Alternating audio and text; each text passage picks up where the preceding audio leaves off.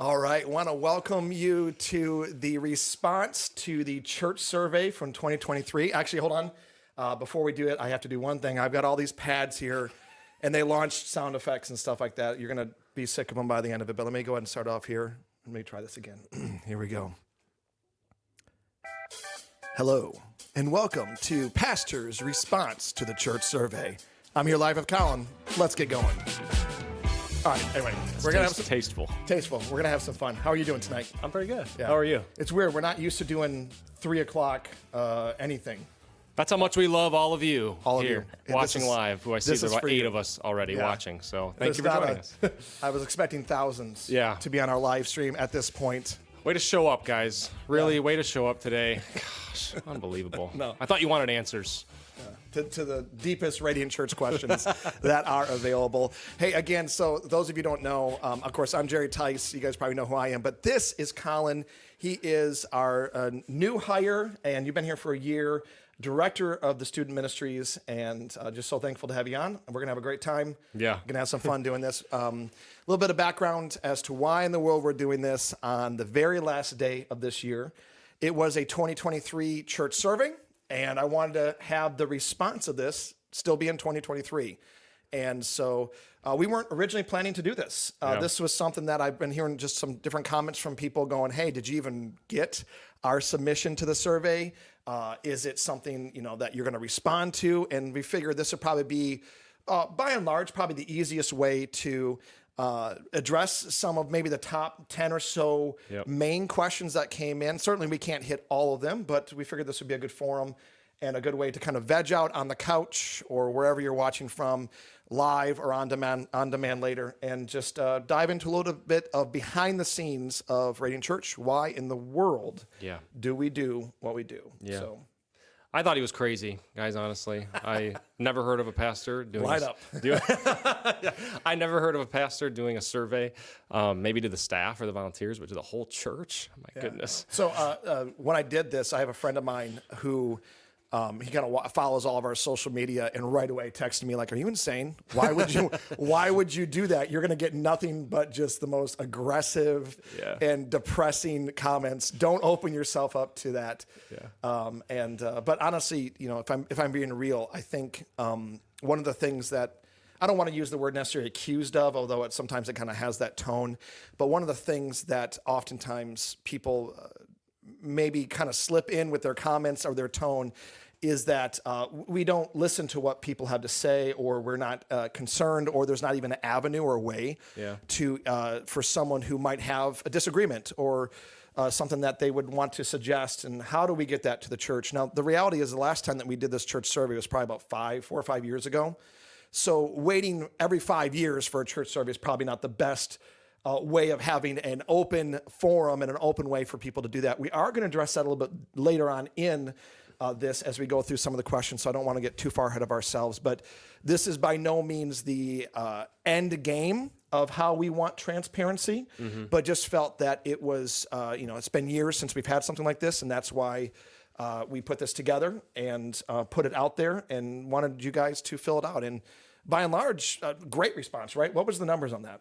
So we had 154 of you guys take this survey, which is incredible. 64 of you actually put your names and wanted to follow up. You were willing to put your name out there for us to see and to get contact with after the survey and hopefully have a conversation with you guys. I know that was a part of your heart with this, is to hopefully open up conversation. Let me just say this to you guys. I know pastors may have a reputation and churches may have a reputation of we're up here and whatever you have to say, the laymen, people going to the church, the attendees, like their opinion doesn't matter. I've kind of seen this reputation, and it's definitely not always the case, but just know that your pastor, that is not him. Part of the reason, and he'll talk more about this, part of the reason he was giving this survey is so that he could hear your heart. And because he's open to change, he's open to even constructive criticism. Even when I first got here, he asked me to attend the service and say, hey, I want to know your thoughts, good, bad, ugly. And he wants to hear it, and so hopefully you hear his heart today, and hopefully you hear my heart in this, because I'm going to hopefully give some input as well. And I think it's going to be really good. It's not just going to be, all fun and games today. It's going to be hopefully very helpful to you. And hopefully you see Radiant Church and Pastor Jerry's heart differently after today. So Well, on two different perspectives. I've been here for 10 years, heavily, obviously involved in the leadership and the direction of the church. So a lot of these things hit home, really close to home, because they represent years sometimes of work. You have been here, you and your wife have been here for a year. Right. And so you guys have already have a lot invested, but you know, to have two different perspectives, even on this podcast or podcast style conversation, I think it's going to be helpful, because you don't have all the history, and many people watching, they don't either. They're here within the last year or so, and they don't know all of the things that led us up to some of the decisions that we made. So I'm just hoping for that, you know, just really honest conversation. To that, though, would you open us up in prayer before we dive in? Yes. Heavenly Father, we want your hand on this today. This was something that was prayerfully considered. It's not just a fun idea. We really want your hand on this, and for you to be present to all those watching this right now. I know there's already multiple people, Lord. I just pray for your presence to be so just apparent in the homes and wherever these people are watching, Lord. I just pray that you would soften the hearts, all the hearts that are watching this, Lord, that you would give wisdom and clarity to some of the things that are going to be talked about, some of the responses, Lord. I pray that your heart above all else would be seen in all of this today, Lord. And I just pray that lives would be changed through this today. Yes. I pray that hearts would be changed this day. I pray that perspectives would be changed through this today, that they would see Radiant, if in a negative light right now, they would see it in a positive light, that they would see the why behind what we do. And I just pray these things in Jesus' name. Amen. Amen.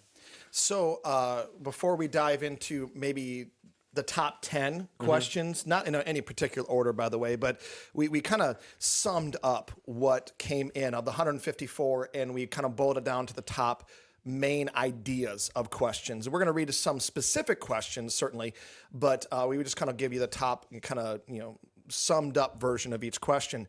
That said, however, I have here a printed out version of the polls. And so a part of the survey that you took was either filling out your own description or, you know, things that you would do differently, different word clouds and stuff like that. But another part of it was polls. So you would, you know, select how you felt about student ministries or worship or whatever the case may be. And so what we did is we actually have a QR code that's coming up on the screen. And this is a link to download the result of the polls. And these polls will paint a really interesting picture. In fact, you know, I didn't expect this, because when I first started looking, and we'll leave that up there for a few moments so you guys have time. We'll probably even pop it up a few times throughout this so that you can download this when you want to. But it's almost like a tale of two cities, because the things that people wrote down, most of them were really helpful and encouraging and kind. Some of them were not. We'll talk about that later. But you would think that people maybe are not happy with Radiant, but then you read through the polls and you're like, wow, by and large, people are very happy. So in some of them, it was stark contrast. You would have one moment where they would do a very favorable poll, and the very next one where they're saying something that almost, again, sounds like they would, you know, not want to be a part of whatever we're doing here. So I think to paint the full picture, I wanted to make those polls available so you just kind of take a peek at them. The cool thing is it's all anonymous. Even the questions that we're going to read off are still anonymous. Even if we had your name, we're not going to put anybody's name out there right now. We said they were anonymous. We're keeping it anonymous, and I think it says a lot about you know, you're not going to agree with everything we do here. No church is perfect, obviously. But we were talking a few days ago, and you were talking about how, you know, there's a huge positive in this, looking at the polls and just even all the responses. And one of the biggest things that you took away from it was, man, there was no issues with like morality in staff or, you know, some major deal breakers, you know, and the things that we're doing here. Like sin-based things. Yeah. It's all just like, preference-based things more than, you know, it's basically a lot of it's preference-based. Yeah, and there might be a few questions in there of how do we get to where we get to or why we do what we do. But by and large, it's not like we feel this church is abusive or the no one cares. It wasn't that. Right. But it had a different tone to it. Yeah.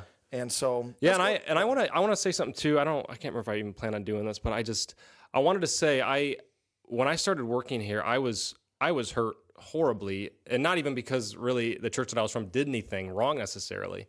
It was more so my perspective, but I was pretty badly hurt, and I just want to say that Pastor Jerry, if not for him, I probably wouldn't even be in a church. And so he's helped my perspective. He's helped heal so many things that were just wounded in me. And so And I'll probably say this again, but just know you have a pastor that cares about you and your heart, and he's here for you. And I know more than any pastor that I know, if you call him at, 1 a.m. and there's an emergency, and it's like he's going to be there for you, 9 times out of 10. And so he cares for you. He values your opinion and wants you here and is willing to sit down with you and have a conversation, a serious one if need be, if there are some things that you have concerns about. So thank you. You're welcome. So what's our first question? Let's dive right into this. So let's just talk, before we get into the actual questions, I just want to know, why did you hold a survey? Like, there was obviously some thought and some prayer, I'm sure, that went into it, but why did you hold one? What was your heart behind this? What was,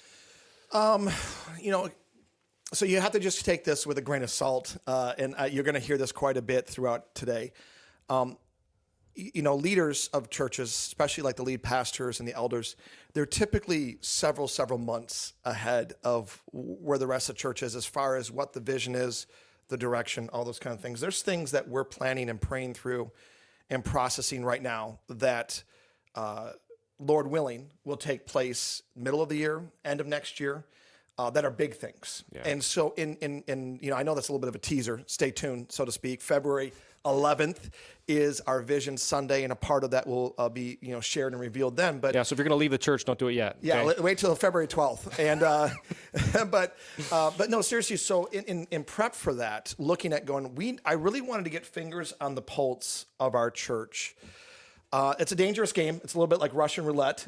You never know what you're going to get, and some of it was really helpful. Some of it absolutely wasn't. It was actually there was a few things there that took me back, and not in the right way. Took me back. It was like, oh, there's some other things there that have nothing to do with us, but some things that need to be addressed. And so, but again, the reason why I did it is I knew that going into this quite possibly one of the most significant seasons up to date, I guess you'd say, or up to this point. To date, is I wanted to see where we're at before I didn't want to get too far out ahead of our skis, if I could say it that way. And so I just wanted to read through. I wanted to see if there was any particular ministry that was falling behind.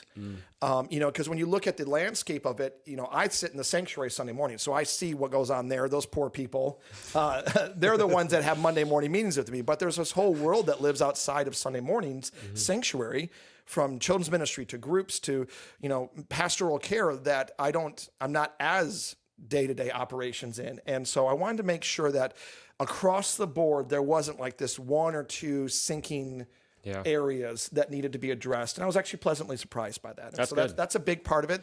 But the other part, like you mentioned, legitimately, I do care what you have to say. And it matters to me.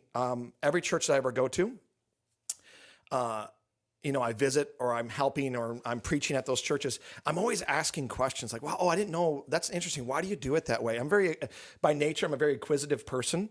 And when we have guest speakers come here, I'm always asking the same thing, like, hey, because they'll tell you, you'll sit down afterwards, hey, you guys are doing great here, and I'm so impressed that, like, that's great.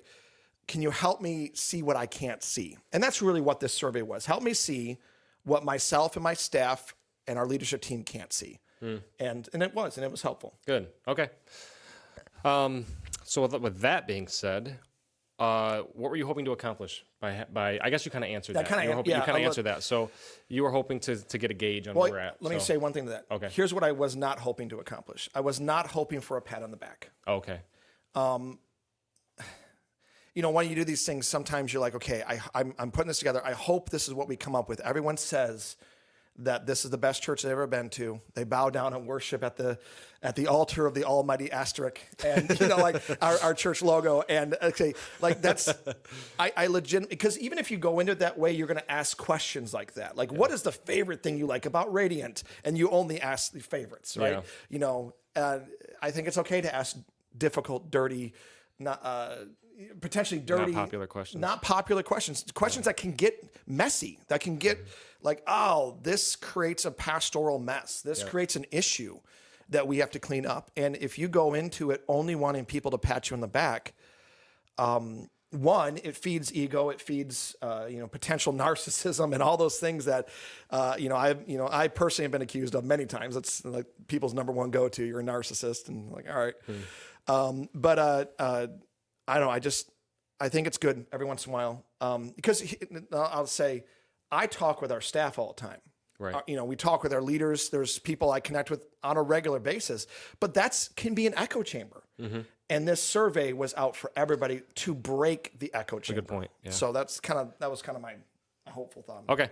Well, you answered most of those questions already. So if you're ready, we're going to jump in. Okay. So again, I just want to reiterate, these are the most popular, the top 10. They're not in any order. So I'm just going to go through them, the order that I got them in, and we'll see what happens. So the first topic that was very popular that we're going to talk about was the fact that we have announcements during worship. They break up worship. And so here's a couple of the responses that were on the survey. The first one was, I think the worship set should be uninterrupted. It feels like a spiritual stop and go when we do one song, then announcements, then two songs. It is almost like a loss of momentum. The second one is allow the Spirit to take control. Sometimes there's anointing on worship and we just move to announcements or speaking instead of being in the moment. Yeah. So, okay. So a quick background story on that. So, and by the way, all of this is going to sound like this is going to be the next, however long we're on this is going to sound like one giant excuse. It's not. You have to just understand there's actually a lot of thought, oftentimes, not always, but there's just a lot of thought and conversations and value-based conversations that have gone into these things. So one of the reasons why we went to one song and then announcements, first of all, was not so it would be a permanent change. Okay. So, that we never went into it going, this is what it's going to be for the rest of our lives. Mm-hmm. So we seldom do that. Things change all the time. If you don't like change, this is not the church for you. And, but what we were noticing from our jail ministry is comments that like, hey, you get the inmates in there and they'll do worship and they love worship and they stand up and they most times like will worship God, but then they have this weird break in there where we're doing announcements and all that kind of stuff that has nothing to do with them. And even some of the other churches that we've looked at that go right from worship right into teaching. And I wanted a season where I could go right from a time of intimate worship right into the message. I've longed for that personally for a while. Mm-hmm. And I personally loved going from a time in the presence of the Lord like that into another time of the presence of the Lord, but just through the gift of teaching. And so here's what that looked like for the jail ministry. They would be able to come in, the live stream would be up. They would pretty much, for the most part, ignore the first song, ignore all the video announcements and stuff like that. And then the TV would be on, mm-hmm. but the volume would be muted. And then they would unmute it. And so worship for the inmates would go from worship right into the message. Really? So they're not hearing things like, offering and, shall be on the weekly update saying, come on out to community groups, because it just doesn't apply to them. In the situation that they're in. And so there was a logistic reason behind that. There was a spiritual reason. I personally, you talk about like a momentum loss, if you will. I didn't want to go from worship momentum to, announcement break, so to speak, and then having to build it all back up again. But here's the pushback that I would have that I've learned since then. Now, if you notice, we've kind of shifted and gone back. That's not because of the poll, though the survey brought some light to it. Number one, no matter what service order we have, nothing's sacred. And so we might do the service order for 2 weeks and do something different. Like mm-hmm. You got to just understand nothing that when it comes to service orders, is sacred. Sometimes it's logistics, sometimes it's flow, sometimes it's what we're trying to accomplish. We're trying to de-emphasize certain things and emphasize other things. But when it comes to like breaking the flow, I understand that, because that was one of the reasons why I wanted to go from worship to teaching, because I didn't want to break the flow. So that language makes sense to me. Mm-hmm. But what I learned was that maybe, and there's no indictment on the person that wrote this, but because I was feeling the same thing, but that may be getting into the realm of consumerism. Mm. In other words, we worship not for that love and feeling. Mm-hmm. Though I love it when it happens. Right. Like we should worship God and grow in understanding, like through teachings and stuff like that, regardless of whether or not we're feeling those good vibes. Right. And I think, and this is, it's not the reason why we did it, just to prove a point, but I think it's okay as maturing Christians to be able to move from one thing to the other without going, oh, you ruined it. Right. Because some people love worship and they can't stand the teaching. Some people love teaching, can't stand the worship. all of it is a sacrifice to the Lord. Yeah. And if we're consumeristic minded, then don't touch what's working if it feels good. I would probably push back on that comment that like sometimes we're flowing and we just pull the plug. I don't know. I get what they're saying. I'm not putting any weight on the person. I get what they're saying. Because I do feel that sometimes too, like, oh man, we got to kind of shift gears. Right. Even today, I was like, oh, keep going, guys, because worship it felt really good this morning. And so it's not wrong to acknowledge the good feelings, but I think sometimes there's other things that we need to accomplish. The reality is this: when we go multi-site, having to link up those different campuses, it's going to change how we do things. And so we have to make sure that service order does not become a stumbling block to our spiritual fervency and our pursuit of Christ. Sure. And if we can guard our hearts now on the small things, when there's bigger things that, it's a united service or it's connected into multiple campuses or whatever, and it does change things up. It's not how we would do it on the main campus. Yeah. We're having to accommodate for multiple campuses. If we can get in the habit of understanding that whether there's gold dust flying from the ceiling and falling down or not, I will worship God. I will bring a sacrifice of praise. Right. Whether it be one song and announcements back to worship or all the way through. Right. So it's not wrong to have preferences. Please don't hear what I'm not saying. It's not wrong to acknowledge that you have things that you would prefer. Yeah. I have things I would prefer. Yeah. But correct me if I'm wrong too. Yeah. You mentioned to me that another reason that you didn't mention that you've been doing the announcements like this way is because people weren't in the sanctuary on time for worship. Yeah, so because we could put announcements on the front end, but the problem is no one's in the sanctuary, or only half are. So if you do that, then critical information, and if you don't think it's critical information, here's how you know it's critical information, because then everyone will be like, you never told us that. No one ever communicated that. No one ever said, well, we recorded videos, we have mobile apps, we have websites, we have social media, but what we have found that is whatever we display on Sunday is what people pay attention to. And so if we have this one large gathering and we have critical information we have to communicate, and a lot of times it's not always New Year's Eve parties. Sometimes we have groups, you need to be involved in groups. Sometimes it's church business type stuff, but we can't put those things first. Right. And now I want to be clear, it's not like the first song is a throwaway. We are told to enter into his courts, into his gates with praise and thanksgiving. Yeah. So I personally, I have an issue if the first thing people hear is announcements. Sure. I want to walk in and have that worship, like break the bone and reset it. Sure. Recalibrate the heart. I am entering into his courts and his praise, his courts and his gates with praise and thanksgiving. Yeah, that's a good point. That's why we don't put the preliminary stuff up front. Yeah. Well, I think you made a really good point too. It's something I didn't really think about a ton before I came here, and that is we only gather one day a week as saints. Really, it's the main gathering that we have, and there is a lot that we need to do. There's a lot that we need to get done as far as equipping the saints go, because that's what we're called to do. Being the church, we're called to equip you to go out and do the work of the ministry, biblically. And so it's like, how do we accomplish all of that in just a couple hours? So it's a tall order. It's a very tall order. And there's things that I just encourage you guys to maybe think about and even pray for understanding. Like I've found myself even praying, like, man, put myself in Pastor Jerry's shoes. Help me see that I don't see, the things I don't see, his perspective. And there's a lot of things that he's trying to kind of make all work. And so there's just a lot of different things that are going through his mind that you guys don't see, which we're hoping again that you see some of that today. So, and with all those plates that are spinning, that increases the possibility of making a mistake and not doing it right. So what you're saying in that is right. There's more plates spinning than you could ever imagine. I mean, even more than my staff understands. But that does not mean don't bother me with your ideas. Sure. Yeah. I have learned over the years that I can't fault people if they don't know the things that I know, as far as like, oh, they don't have that information. They're not privy to the why sometimes behind the what. And so it still bring your questions, still bring your observations, but with a tone and an understanding that it's not just throw together some things on a service order. There's a lot of moving parts in all of this. Yep. Okay, so shall we go to the next? I think we're good on the next one. Let's go to the next one. Okay.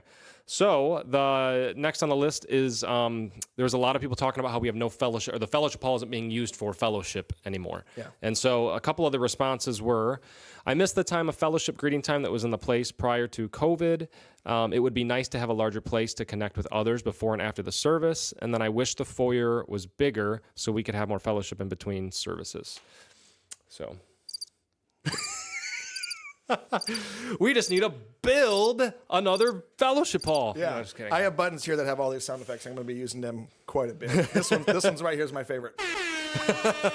So that's when you got served. Yeah, Get ready for it, guys. There it is. So, okay, so some background history to that for those of you that haven't been here for a while, including yourself. Yeah. So a few years ago, pre-COVID, we did have what was then the fellowship room, which is now the student center. And if you didn't know that, we've made that shift. We still haven't changed any of our signage yet, but we're getting there. But because our student ministries is growing, yay God, we actually outgrew this room that we're in right now. This used to be the student center or the youth room, and now it's our studio, because what was the fellowship room is now the student center. But back in the day, we had that available. I don't know if it was before and afterwards or just in between. I can't remember. I think it was just in between. And because we have such a small foyer, people could go down there and hang out with tables and whatnot. But here's what we observed. So people long for that, and I get that, because we really don't have a great setup with our foyer. Like, trust me, guys, everything that you notice, wish we had different bathrooms, wish we had more foyer, wish we had better parking.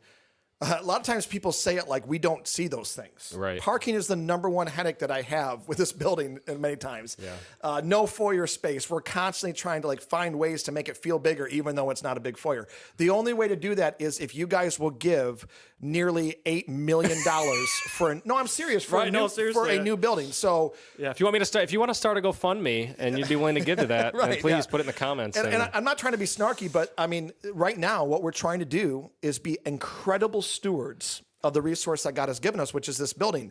Yeah. There's a lot of things I can't stand about this building, though I'm incredibly thankful for it. One of them, foyer space. And so we had the fellowship room open, and families would come down here, but this is really what it was. There was cookies and lemonade and all that stuff. What it turned into, though, was pandemonium. So what we had as kids, nearly completely unsupervised, oftentimes, just running, shoving their pockets full of cookies. A lemonade was everywhere. Parents were like, I don't care, as long as my kids are in the building and they're safe, I don't care where they're at. And it didn't actually accomplish what it was supposed to, as much as it should have. Yeah. Certainly was there fellowship and conversations and all those things. Yeah. But really what it ended up being was just like a transition room. Sure. Okay. And so I want to be very clear. When I can't remember when that didn't happen. I don't know what it was, but I know COVID for sure. We use that room for storage. And so we haven't brought it back since. I want to be clear. The reason why we have not brought that back is not because of anything COVID related. That has not come back because as we continue to grow and move and hire staff and move offices and things around, we are trying to figure out how to shove a much larger ministry than this building was designed for into the shell that we have. And hey, it took us months to even just do this room and to move everything over there with the youth and all that stuff. So we are trying to figure out what the best uses of this building is. And what we feel is the best investment into the next generation is to not send the students into a generic space that's never theirs.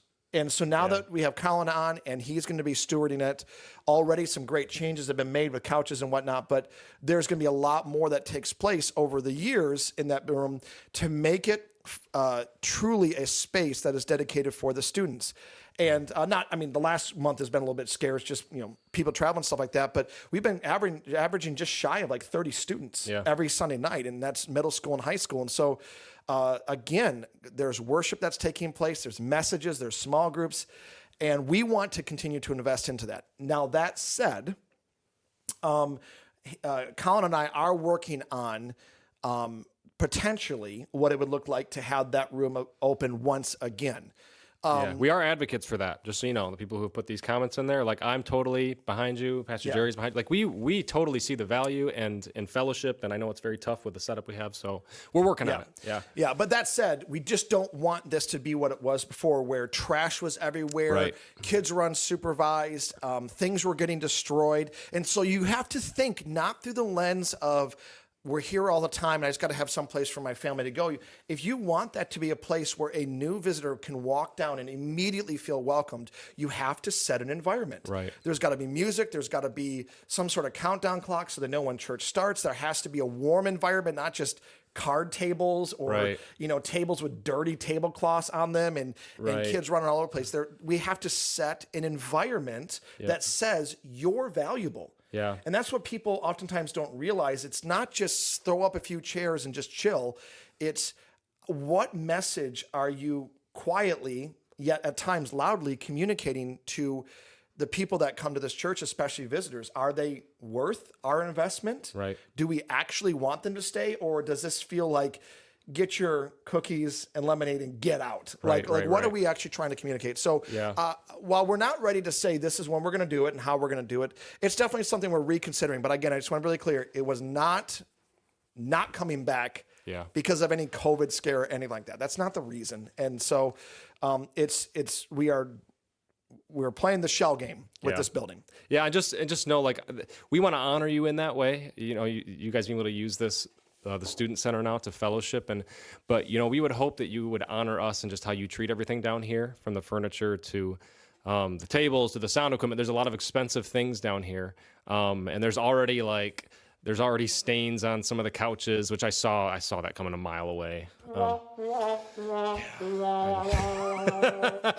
I'd rather have like the funeral service, the horn, that service they have for military. You have that on there? I want that. I don't have that on there. A couch down, couch is dead. So no, it's not yet. But yeah, so we would just expect you, when that does happen, because I believe it'll happen eventually, that you guys would just honor our things, because we're allowing you to use them, and we want to present something that's excellent to our youth. We don't, like, as the youth director, I don't see our youth as less than. I see them as just as important, and they play a vital role in this church and this body just as much as you guys do, you adults, and so we want to treat them as such. They deserve the best, and just as you guys do. So. Yeah. Amen. What's the next one? All right, next question. Our next survey answer is this is a good one. This will be an interesting one. There were a large number of people who thought the music is too loud in worship, and so here's a couple of the responses. First one: have the music a little quieter during the prayer time. So this was, I think, maybe it wasn't during Seek. This might have just been during prayer time before and after, or during worship and after. Right. So have the music be a little quieter during the prayer time so the older, poor of hearing can hear each other as they pray in a group. And then the other one is: the only thing that comes to mind is that sometimes the background music is too loud to hear each other pray when we are in our small groups praying. Still sounds like more like still Seek, but I think we can expand that to sometimes our worship is too loud in the sanctuary. Sure. So I don't want to dive too deep into this just because it's like sound, the depths of how to run sound and kind of stuff like that. So one thing I just want to say, and this sounds like I'm throwing my team under the bus, but I'm not. I love them, but almost all of our sound guys are volunteers. Mm-hmm. This is not what they do full time. This is not, they're scheduled once or twice a month kind of thing. They're not a sound engineer by any means. Yeah, like when I was back at the church I came from, I ran sound every single week. I became excellent at that board, at what Pastor Lee wanted and what the environment called for, right? But it's because I was on every single week. Right. And so there's going to be inconsistencies from person to person to person. Yep. We are doing our best. And you can train all you want, but it still comes down to people's preferences, people's ears, the environment, even honestly, oddly enough, how they're feeling that morning as a sound guy, even what their temperament is in some regards. But also what's coming at them too. I mean, they have a different band every single time. They have different environments. But to that point, I do believe there's a lot of times, especially at the end of services or in Seek, where maybe it's a little bit too loud. Again, there's a technical reason for that. We pull what the mix that goes to our broadcast video comes off of the soundboard in the sanctuary. And if they were to pull it down too low, it would be basically silent on the video. And so, I mean, there's a little bit of a technical reason behind that, but honestly, I think these people are probably pretty close to being right. Yeah. Now that said, there's always a that said, there are times that we are too loud in our sanctuary. Sure. And there's times like, oh man, they get the walk back, or they get me texting them, or I try not to do that often because I don't want to be on my phone this morning. There's times I have to jump on there, but there's times where it's too quiet. There's times where it's too loud. Mm-hmm. And trying to find that elusive mark can be hard. Like we're always kind of dancing around it. It seems like we never find it. Yeah. And so trust me, if you walk in and like, man, there's inconsistency in the volume of the mix, trust me, I feel the exact same way. And again, I want to be really clear. I love our sound techs. This is not dogging on them at all. It's just person to person, situation to situation. Yep, absolutely. And but that said, there are people that will complain about the volume constantly, and I would say, Colin, put your hands up. We're going to do this quite a bit. This is the range, okay? Right. So if up here is a rock concert, I mean, like rip your ears off Van Halen rock concert, and down here is like whisper. We're just talking, and it's just a one choir person on stage. Radiant Church is probably going to be on the higher range of things, all right? And we need to be responsible within that range. Now, we do meter all of our volume. Nothing that we do causes permanent hearing damage. We are very careful about that. We pay very close attention to that. So those are like, you're hurting my ears, you're causing damage. No, we're not. No, I'm not trying to be disrespectful, but we're not. Guys, I'm near professional in this. I did it for years. I know exactly where we need to be with this. So respectfully, I kind of just need you to trust me on that. That said, I know that this is we try to stick within the range, right? If you're coming into Radiant Church, maybe from a different church or different environment, whatever, and you want your volume right here, and every single time, like it's just too loud, it's too loud, it's too loud, it's too loud. Respectfully, we are going to operate within our range. And if you're like, I just can't stand that range, then it's unfortunate, but then maybe this isn't going to work for you. So sometimes we go into environments and we're like, I don't like what's happening. I want them to change to me. And I'm going to say, honestly, on several of these questions, nope. There's a range that we're going to stick within. Yep. We have to be responsible, respectful. We don't need to be mavericks and going crazy and trying too many weird things with it. But sometimes it's just who we are. And you guys kind of have to be okay with that. So if you come from a church that, they don't really have the music above normal talking volume and stuff like that. And again, I know that's not what this particular questions were saying. So I'm not equating it to prayer time on Wednesday nights. But you have to just know what environment you're into, right? Like I wouldn't walk into Walmart and be like, this isn't a warm, welcoming environment where I can just sit down and sip some coffee.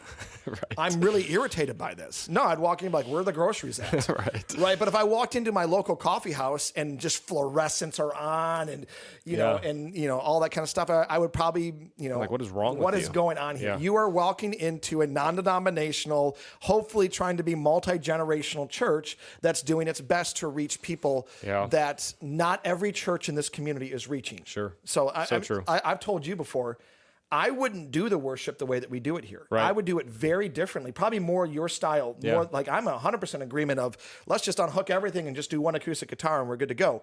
But I know what this community needs. It's not what I want, so I'm okay not getting what I want. Yeah. And does that make sense? Absolutely. Okay. Yeah. Okay. I don't have really anything to say with that for music too. I think you covered everything. So there's just, again, comes down to preference. It comes down to need. It comes down to, and we can't base, the whole sound mix based off of a couple people's opinions. There's a lot that go into it. And so, you're basically, as a sound guy, you basically know that when you walk away, you have disappointed every person in the entire room. Yeah. Can you imagine that showing up to a volunteer position, knowing that there is no, at your best, everyone is disappointed with you? Seriously. You got to get used to it too. Oh, that's rough. You got to get used to the rejection of people because you're not going to please everybody. So, okay, next question, I guess. We'll go to the next one. So the next one has to do with our child care. And I actually want to bring up, we have Shelby Brown. Wow. We have Shelby Ladies Webster. and gentlemen. Yeah, don't say Brown. Wow. It's Webster. How long have you been married? Ladies and gentlemen, let's give it up. Let's give it up for Shelby Webster. So here, I'll take my laptop. Yeah. Okay. We got the clap track going right now. Oh, do you? Yeah. Okay, so what is the question? You might have to steal the mic again. So, this might be awkward. All right. Well, here. Just crouch over. Yeah. I got this. So the topic had to do with no child care for Sikh specifically. So the responses were, universal child care would help, but I realize that that's a lot to ask of Pastor Rachel and her staff. Also, my kids can be very tired and crabby in the evening, so sometimes that's challenging. And then the next response was, including a kids ministry maybe for all age groups. I would volunteer to help with that. Before you answer, can I just say the first person that wrote that, there was a question in there, there was a suggestion in there, but there was also a very accommodating tone in that. I appreciate that this person, whoever wrote it, recognize that it's not like we don't see the need. Right. There's just only so many people and resources to go around. So I just want to say there was a lot of people like this that brought up things throughout the whole survey that did so in a way that was challenging, but it was encouraging. Yeah. So if you did that, thank you. Thank you, thank you, thank you. So Shelby, welcome to the table. Hello, everyone. It's good to be here. And I look forward to answering this question. But yeah, for those who did comment those, honestly, the comments asking for childcare for Seek were incredibly accommodating and understanding, and I really, really appreciate that. And also want you guys to know that we understand why you would want childcare. You guys have probably worked all day or been with the kids all day, right, or are coming in with heaviness, and you just want to kind of be able to give it to the Lord and worship and prayer without worrying about your little ones. But with all that being said, with all the empathy and understanding that I have, right now our staff and our children's ministry doesn't plan on doing childcare, and I look forward to being able to kind of bring you guys in on some reasons for that, so that you guys can have understanding and to even further the vision behind our Seek prayer service. Yeah, and just to clarify, there is a difference between childcare and children's ministry, though they're both ran by the same people. Childcare would be, we're just watching your kids. There's an event, it's a community group, it's a meeting or whatever. Whereas children's ministry is the specific and intentional ministry that's developed with Bible messages and stories and worship and all that. The reason I say that is a lot of times people think Sunday morning it's just childcare. It's not childcare. We have a very intentional ministry for our children, and from young all the way on up to elementary. And so there is a big difference. And I know anybody that's ever served in children's ministry of any kind, any church, if you hear someone call it childcare, there's this cringe factor. You're like, oh, don't call it that. I'm not just babysitting your kids. No. Now, on Wednesday nights, we do kind of though, right? Yeah, so if you've attended Seek, we do offer childcare just for our staff, though. There's a very small amount, and we have one, maybe two people who help with that, and they're super consistent. We're very thankful for that, but we don't plan on extending that beyond just our staff for many reasons. One being, it does take children's ministry is more than just childcare, as Pastor Jerry had just said. It takes a lot of resources. It takes a lot of people. We would need probably at least 8 people to help with childcare to make that possible. Those are... Because you can't cram all the ages into one room. No, not at all. That would be absolutely crazy to try and have a 5th grader with an infant with one person watching over them. But again, I'm grateful for those who are like, I want to help put me in, coach type of thing. So that's a very practical reason why we don't really plan on having childcare offered for our Seek prayer gatherings. Another one is our Seek prayer gatherings aren't meant to be another Sunday morning service. They're meant to be it's family friendly, generationally accommodating prayer service. And honestly, as someone, I've been working in children's ministry for 10 years. I'm up there with your kids every Sunday, and I attend all the Seek prayer gatherings. And even if we did have, the resources, the volunteers to accommodate for kids ministry on those Wednesday night prayer gatherings, I personally think I would rather have the kids in service with the parents, even though I already said, I understand how you guys might want that freedom to worship, but when your children are in there, and many of you do bring your kids to the prayer service, and I love seeing that, and I try to accommodate by having, coloring materials in the back, or having space in the back for you to be with your kids, but that's a perfect time for discipleship within your family, right? To be able to worship beside your children, for them to see you kind of, you talk to your children about God, or maybe, they know that you're a Christian, but for them to see you, talk the talk, walk the walk, so to say, by worshiping and praying, and they're seeing that. Yeah. Even better for you to, pray with your children. I see so many families on Wednesdays who are sitting with their children and praying with them, and that is such a beautiful moment as someone who prays with your children on Sunday mornings, who teaches them, who prays for them, who cares genuinely about you guys and your families, to be able to see you guys disciple your children in that way, because it starts there, but also there are so many, it's a teaching moment for what can happen at home too. That's good. So if I were to sum that up, I would just say, even if all the resources in the world were just dropped right in our lap, volunteers, finances, the whole nine, and there's actually a lot of things that we don't do on Wednesday because we don't want it to be a service. Yeah. But what an opportunity. We used to get requests all the time. Can we do like a family service? Can we do a family service? And now we have one, kind of, and it's available for you. And I mean, I'll be honest with you, not all my kids don't come to it. A few of them do. And for them, it's important. Some of them times they sit with me up front. Sometimes they don't want to have anything to do with me and they want to go somewhere else with their friends or whatever. But the reality is my kids are now exposed to a prayer gathering that if we had children's ministry, most likely they would not be exposed to. And we want these kids to flip a switch. Like as soon as elementary gets done, you shift the gear and now you need to be a spiritual warrior that values like a prayer gathering type moment. That doesn't happen. We have to pattern this as parents. Yeah. And it's a good thing. I'm not trying to make this about me, but it's a good thing to have your kids in there and to see, oh, that's the lead pastor. Oh, that's the worship leader. Oh, that's Mr. So-and-so or Mrs. So-and-so, to see that it's not just their elementary classroom or their preschool classroom, that there's more to this thing, church, than just the people that serve on Sunday morning. Yeah. So, and even to add to that desire for multiple generations or more family-friendly services, we've had a few seek gatherings that have been specifically towards the generational ministries, where we've had RSM students from Kalamazoo come up and do a service specifically for generational ministry. Or I think we had one. And they're coming up again in January. Exactly. Yep. And we had one, I think, when we were still in the basement, where we had the kids draw pictures and come up and pray. And we had those specific services for those generational ministries, and they were incredibly powerful. If any of you have attended them, you probably remember.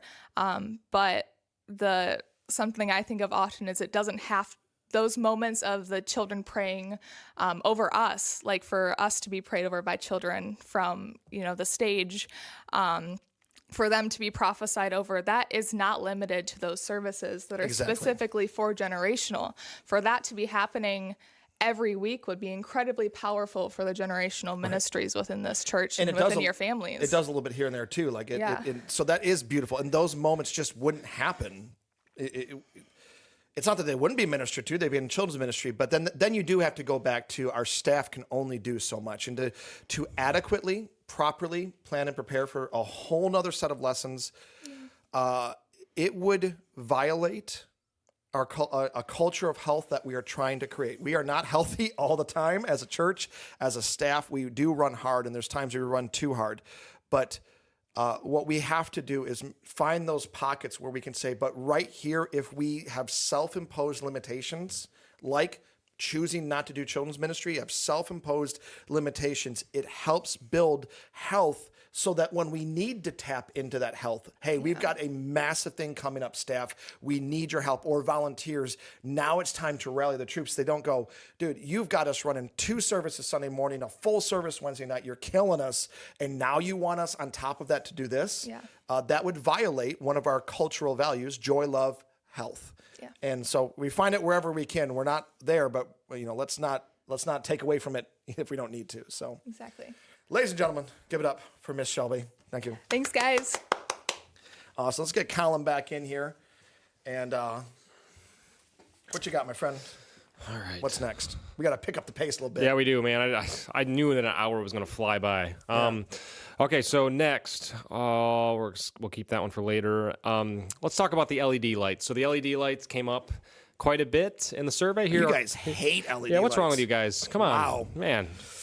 Well, I'll be nice for right now. We'll wait till the end. All right. No, we love you all. We love you all so much. Again, preference. It's all preference. Well, kind of. Not always. But not always. Not always. Most of it. Okay, so the LED lights. All right, so a couple of your responses were, I think the worship team does an amazing job with covering all biblical aspects. Thank you. I would prefer less of the light show, which bothers several of my friends. Some people are very sensitive to light in these types of circumstances and have to wear hats, keep their eyes closed, or just not attend. This saddens me because I want them to enjoy the whole experience.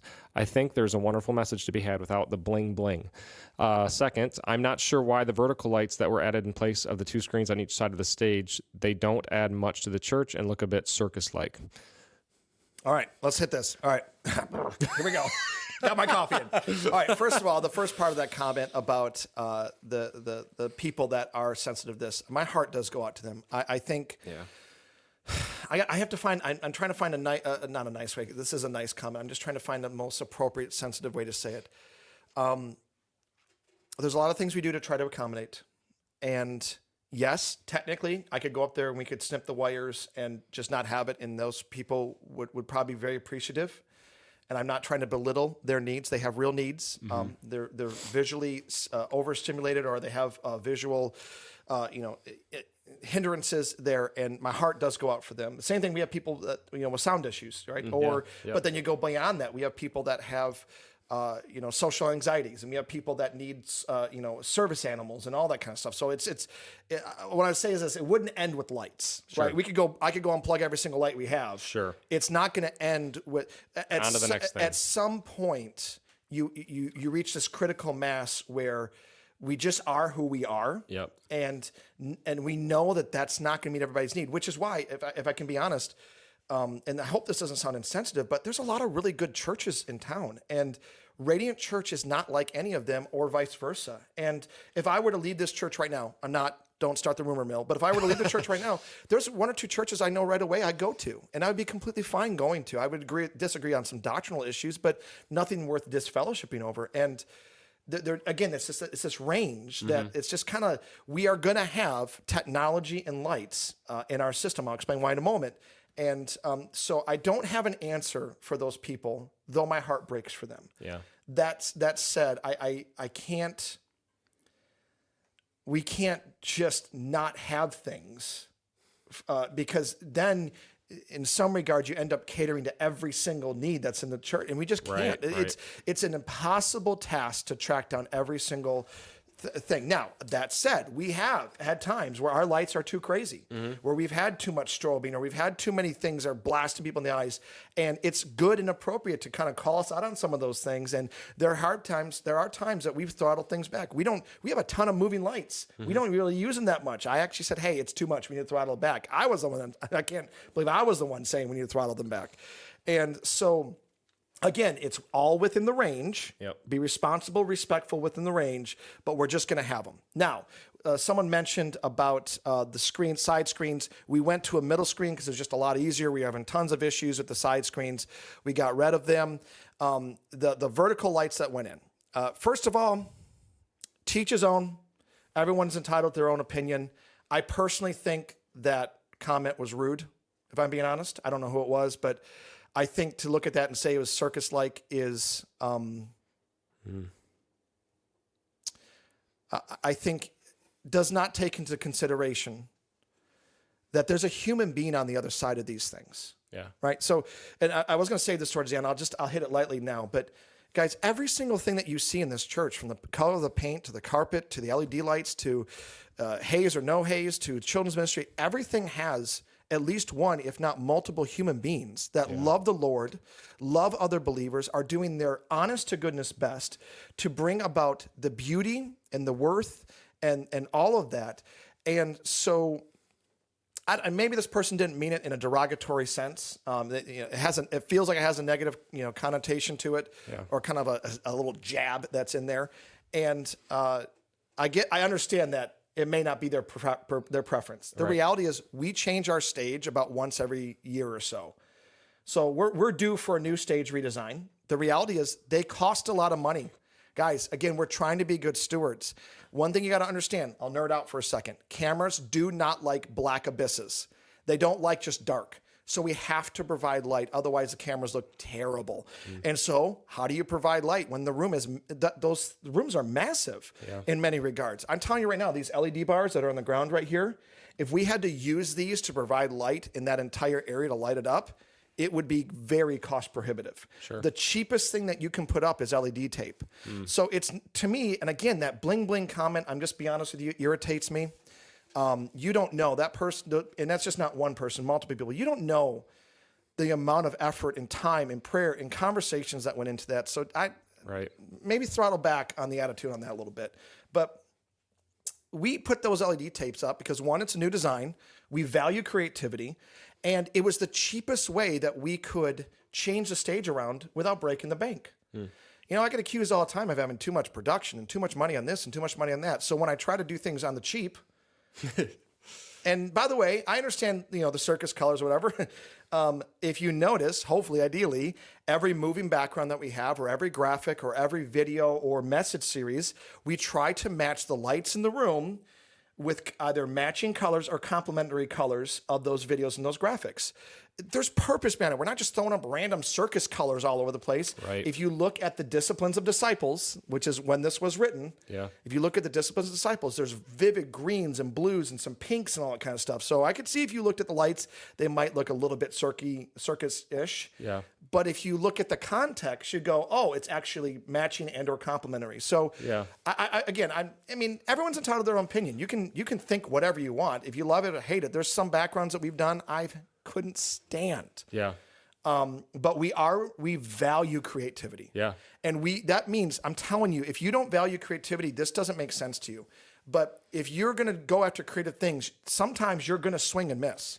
Sometimes you're going to swing for the fences and you're not even going to make it, you know, to first base. Right. Is what I'm saying. And you know, hey, in a few months, we're changing the stage design. It'll be something different. But there's going to be someone that's going to look at it and go, I think our stage looks like da-da-da-da-da. Right.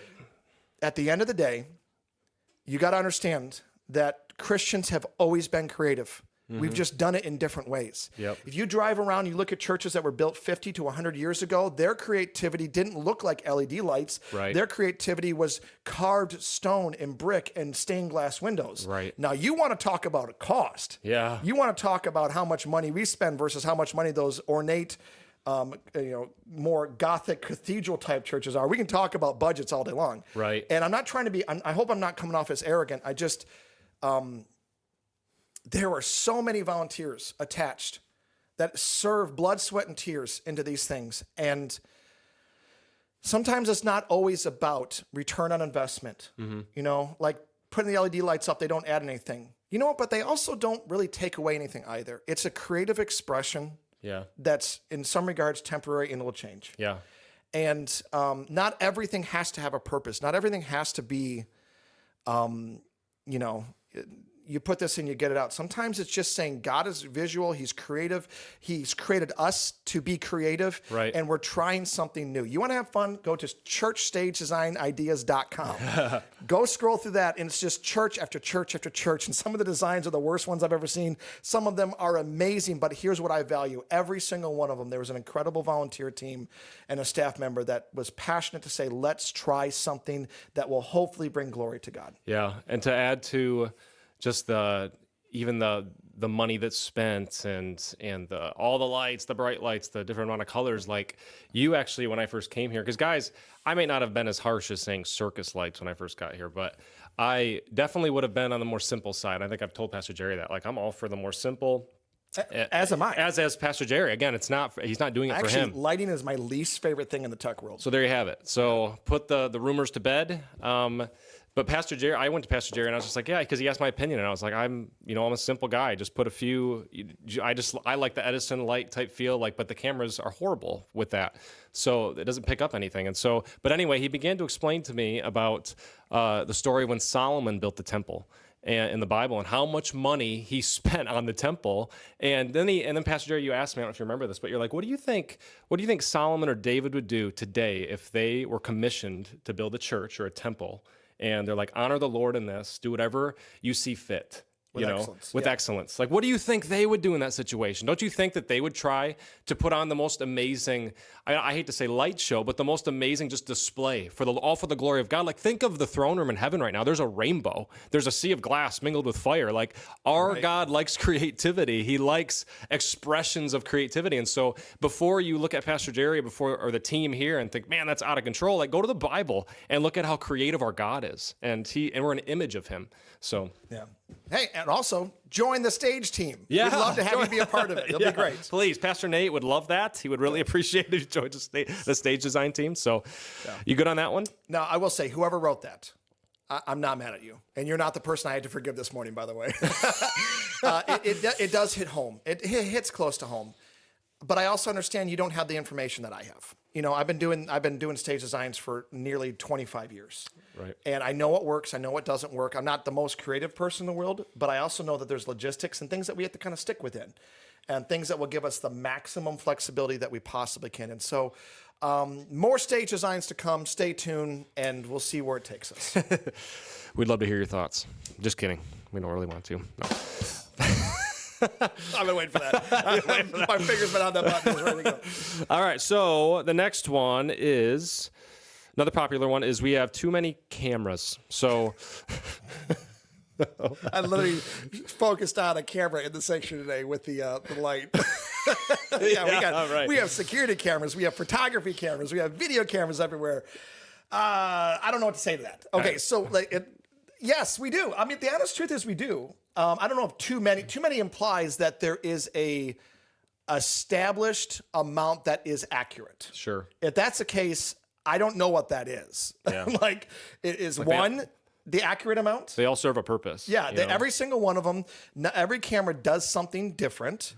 Let's say lights, cameras, screens, all that stuff. Guys, we can live without them. As Christians, if all we had was the Bible and we're just in a hut, that's all we need. Do we need these things? No, we don't. I want to be really clear. This is not me trying to defend because we can't live without. If we lose power, we lose internet, we lose all that stuff. Okay, we still move on as believers. We still love God, and that doesn't change who we are as people. But you also are called to reach the culture that you're in.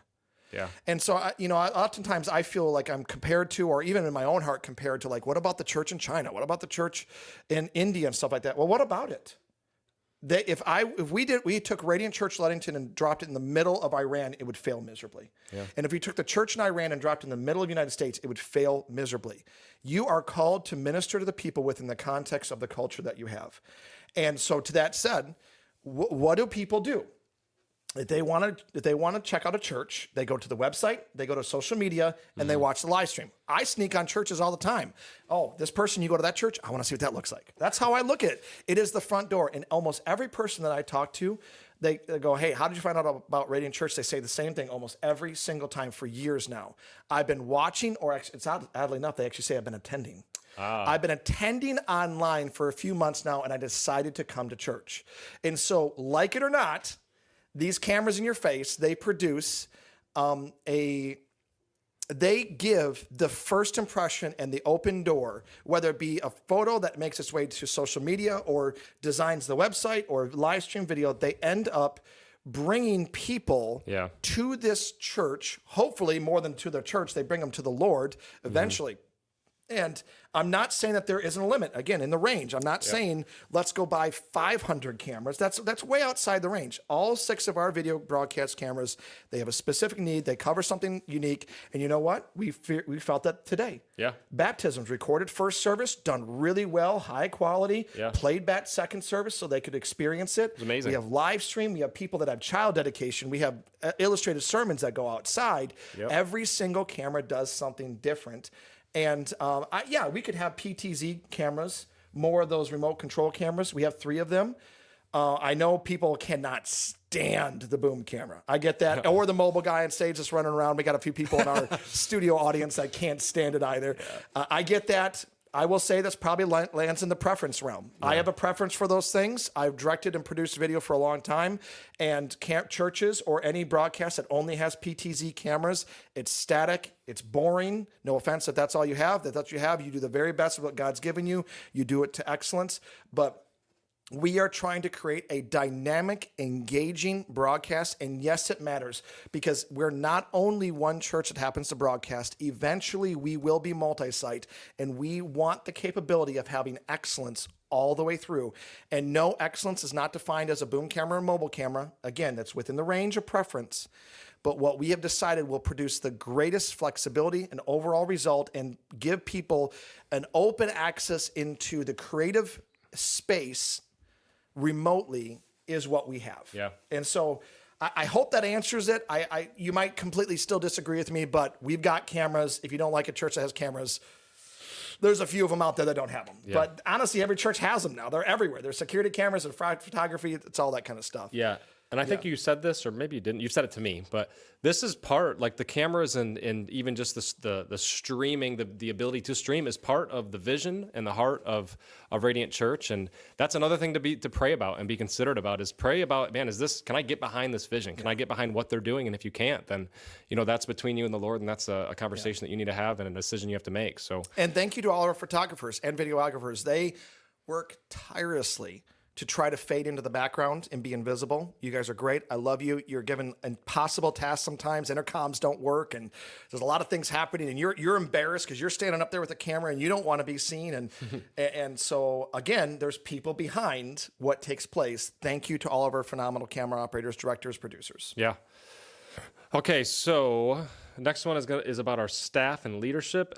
People don't know how to reach staff and leadership. This was another popular one. Here's a couple of the responses. Yep. Generally, could there be a list of staff and emails that could be provided to reach out to people when we have a need No. or question? That is no. Thank False. you, though. Wrong. A directory would be very helpful. I don't know who to call. Sorry, I'm not laughing at you, laughing with you. Yes. I don't know who to call. There's not a clear avenue in making contact, maybe a separate phone number or publish a contact name. I have not called the church phone number either to hear the options of what's available. We'll do that first. So Yeah. anyway. So no, I was joking around. Yeah, about the wrong. Actually, this was a very good one. So what you may not know is this: is last. Ooh, that's going to That's aggressive. There you Oh, go. sorry. Last year in May, so 2023. It's still this year. We're still 2023. That's true. So in May, I think it was, our creative team, I'm so proud of our team, worked tirelessly along with the company to redesign our website. And so if you go to our website, radiantcoast.org, under the About tab, Leadership, we have, in my opinion, probably the best leadership page that you're ever going to find anywhere. You can sort by who's on staff. You can sort by the elders. You can sort by, just a tons of different, ministry directors, Board members. Things like that. And guess what? Every single person there has their email listed. So this has actually been available for well over a half a year now. So you just may not have known that. I understand that. And so that's a great resource that's available. Oftentimes people do have this tone of like, you guys are not transparent. No one can get a hold of anybody. To be fair, we did not have a website that really had that robust of a online thing available to us until, again, about May of this year. That said, we've always had our telephone number, 231-845-9596. That's always been available. And there's not a live receptionist that answers that. Again, we have to choose with the limited resources we have. Do we have someone sitting there the entire time with the phone in their ear or not? Even if it's a volunteer, there's another volunteer that can't be in the rotation for something else. Right. And so, no, you're gonna call that. It's gonna ask you, is this an emergency? Do you need to speak with someone in the office?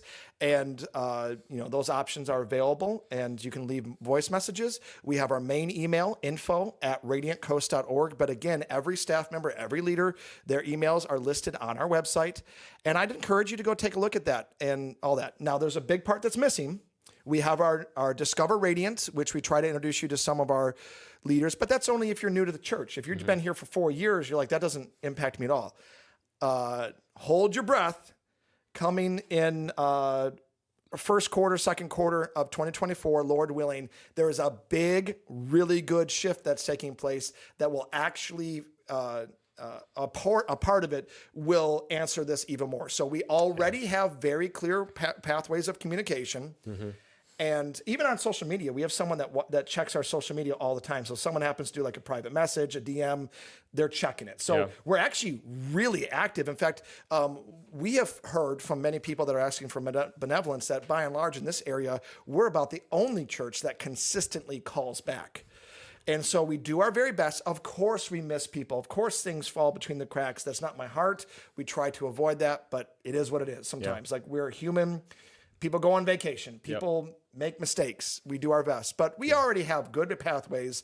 We're going to create even new ones and better ones coming up. So did that answer that question? Yep, no, that's perfect. Yeah, just so you know, you youth parents out there, if you have a kid going to the youth, you have the ability to join a chat where you can reach out to me, and I give my phone number out at will on that chat. So my personal phone number. And so, thank you.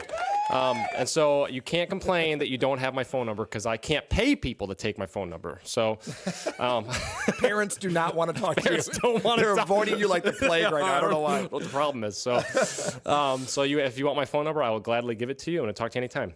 Yeah. All right. Next question. We're getting through the list. Don't worry. We're getting there. Yeah, this is taking longer than we thought, but I guess that's a good thing. So just real quick, we are going to take this video. We're going to put it on YouTube later on. We're going to put chapter markers in it.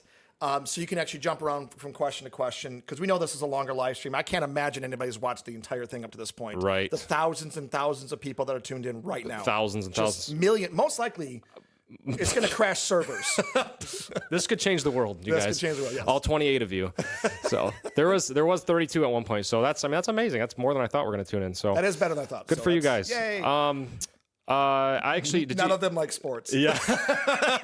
No, they don't. They have no idea what's going on. So you answered basically who our leaders are. You talked about our website. So you can go there. I'm going to skip that question. I'll try to speed things up. Yep. So he talked about who our leadership is. Go to our website. They're all there.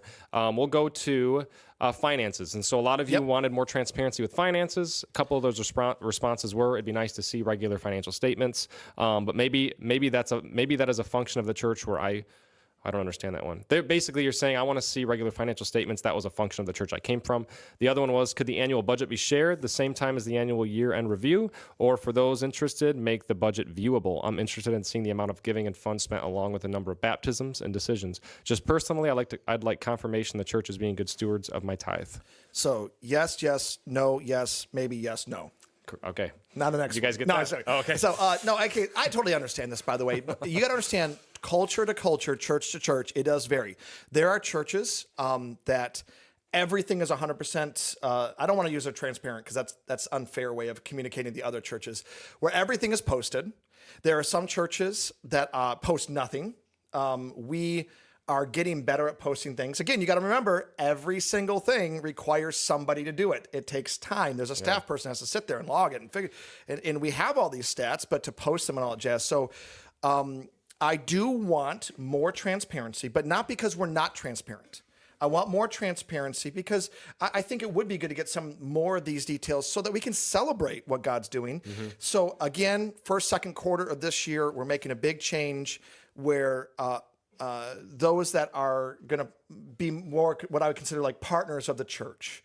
And that, I know that's totally just dropping a bomb in the middle of the room and not explaining right. it. But yeah, there it is. Boom. But we're going to have more information available.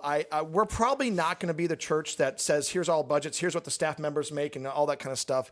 A lot of times, if I'm being honest, people want that because they're in an environment where they either vote on things and they're used to that. And obviously if you're voting, you need to have all those details available to be able to make an effective vote. But we have an incredible eldership team that votes on this stuff. They have access to it. They have quarterly, or not even quarterly reports, every other month reports. We have an outside independent company that audits our finances. We have an outside company that does all of our finances, including the deposits. So there's no way that anyone here could steal money, could misuse the funds. Every single one of our elders has access to every single dollar and dime that is spent here at this church. And so there's tremendous transparency and accountability in all of those things. It's just not downstream to every congregant. And this is one of those ones where we can and we're going to make more details available. I want to have a better, more robust year-end review. Yeah. That has baptism numbers and all that stuff. We do that every year, but we don't have like a nice handout. We don't have something that's downloadable in PDF. I want that. I see value in that. Again, it probably takes, if I had to do a quick add up in my mind of designing the artwork, logging all those details, getting them in a viewable way, getting them to the printer, getting it back, having it available, making it downloadable on the website, you're probably talking somewhere along the lines of 60 to 100 man hours. Wow. To just accomplish what seems like a simple handout. So we have to count the cost on this to know that it's not just some random secretary in the back that just goes file, print, and it's done. Like there's a lot more to it than that. And if we want it to be done with excellence. Right. So there will be more I'm not going to use their transparency. We have so much accountability and oversight and all that stuff, but we will have more details available. But for those of you, there's some of you that will just be never satisfied until you almost see the credit card statements. Yeah. And for you guys, I don't fault you in that. I get it. Some of you are very analytically minded, and you want your church to know that your church is doing it well, and as well, you should want that. That's a good desire. I don't fault you for that. But there does come a point where you just have to trust that your elders and your pastors also care about this. Yep. Every single dime that I spend is viewable by any person that's on our eldership team, and a few people that are on our leadership team and on our staff. And so everything that he spends and everything that this building goes through is outside independent eyes are on it. And so we kind of have a choice. We either slow everything down and make everything available so that everyone can have their finger in the pot, which doesn't produce unity. It actually doesn't even produce a sense like, okay, they're doing it. Because then the next question is, well, you spent $500 on that. I wouldn't have bought that thing. Right. I would have bought this thing for $450. Now you're not being a good steward. You're opening Pandora's box. Yeah, you're opening Pandora's box in the fact that, well, maybe I spent $50 more because it gives this particular feature that you have no clue about, and it allows us to do ministry better this way. And so this is where there is an element where you do just have to trust. Hey, I would not have bought that. I wouldn't have done it that way, but I believe that our team genuinely cares. This is why it's important that pastors and leaders are free from the love of money. By the way, I tithe. My tithe money goes to this church because it's no longer mine. It belongs to the Lord. And that frees me and anybody in our team from that love of that money, because when money is an idol, and it's something that you desire and run after and possess and all those kind of things, then yeah, you're going to lie, cheat, and steal, and you're going to build your personal kingdom all you want. But when I look at it and go, this is no longer mine, every bit that comes in is for the kingdom of God. It is to change lives, transform families, and it's to bring people into a life-saving relationship with Him. And is there ways that we could do it better? I'm sure there is, right? And we even have a new team member that's coming on that's going to help us become even more efficient and streamlined in what we're doing, because I want us to live above reproach when it comes to this. Yeah. And so I hope what the people that wrote that heard is my deepest desire, and is already in action, not just coming up down the turnpike, already in action. Yeah. We are doing everything we know how to do to honor the Lord with our finances. And we will do more, but it's not because we're behind or because we've hidden or we're not transparent. Right. It's just, we can do more within reason. Yeah. Yep. And if you're the person that has to audit the books in order for you to feel comfortable about your tithe, it's just not going to be here. Right. And I want to just speak on the trust factor for a moment. I know sometimes it's hard to trust people just in general, but just know that your pastor, know that the staff here, that the board members, and your head pastor specifically is a spirit-filled man. And so if you find yourself not being able to trust him with the finances, then trust the Holy Spirit's leading on his life. Trust the Holy Spirit leading the staff, the people making decisions, because ultimately they have to answer to the Lord on what they're doing. And that's right. So forget about the human side of this. Think of, man, they're answerable to God, and trust that that they're listening to the Holy Spirit and that they're letting him lead. There's some severe warnings in the Bible about misleading. Yes. Yes, there's double honor, but there's also you are held to higher accountability. Ridiculously high accountability to that. And rightfully so, by the way. Like, God expose us if what we're doing is wrong, and do it quickly and do it now. Yep. And because your kingdom does not need a bunch of yahoos messing this thing up and giving the kingdom of God a black eye. Right. What's the next one? Next one. How does someone become a leader? This is the thing that came up in the survey. So how does one become a leader, and what are the qualifications? And you kind of talked about, you threw the bomb out there, partnership. That's probably going to come up. First and foremost, good luck cleaning that up. No. Yeah, why did I throw that out there? God, no, please. First and foremost, I appreciate all of you. Thank you, guys. Perhaps somehow letting the congregation know who does what. They actually said that? Yeah. I appreciate all of you. Perhaps someone letting the congregation know who does what, who to contact with specific questions or problems. Yeah. So first thing is this. There is this misunderstanding in the church world that actually you were like my number one headache when I hired you. Oh, really? It had nothing to do with you. But people are all the time like, who's that new guy? And how come you don't announce them? And now, granted, we could have done a little bit better job. Though to the students, we actually sent out emails to all the parents. Right. And, obviously the people that needed to knew. And then we waited a year to make sure this was a good fit before we actually communicated at the church. We sent a big email out.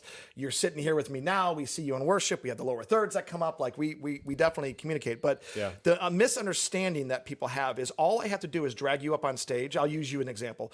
Drag you up on stage one time, announce, here's the new guy, and somehow everyone's going to walk away going, I am fully informed as to what's happening. Right. That's not the case. In fact, the average church attender here at Radiant Church, I believe, if I read the stats right, is about 2 times a month, which is sad personally, I think, but is 2 times a month.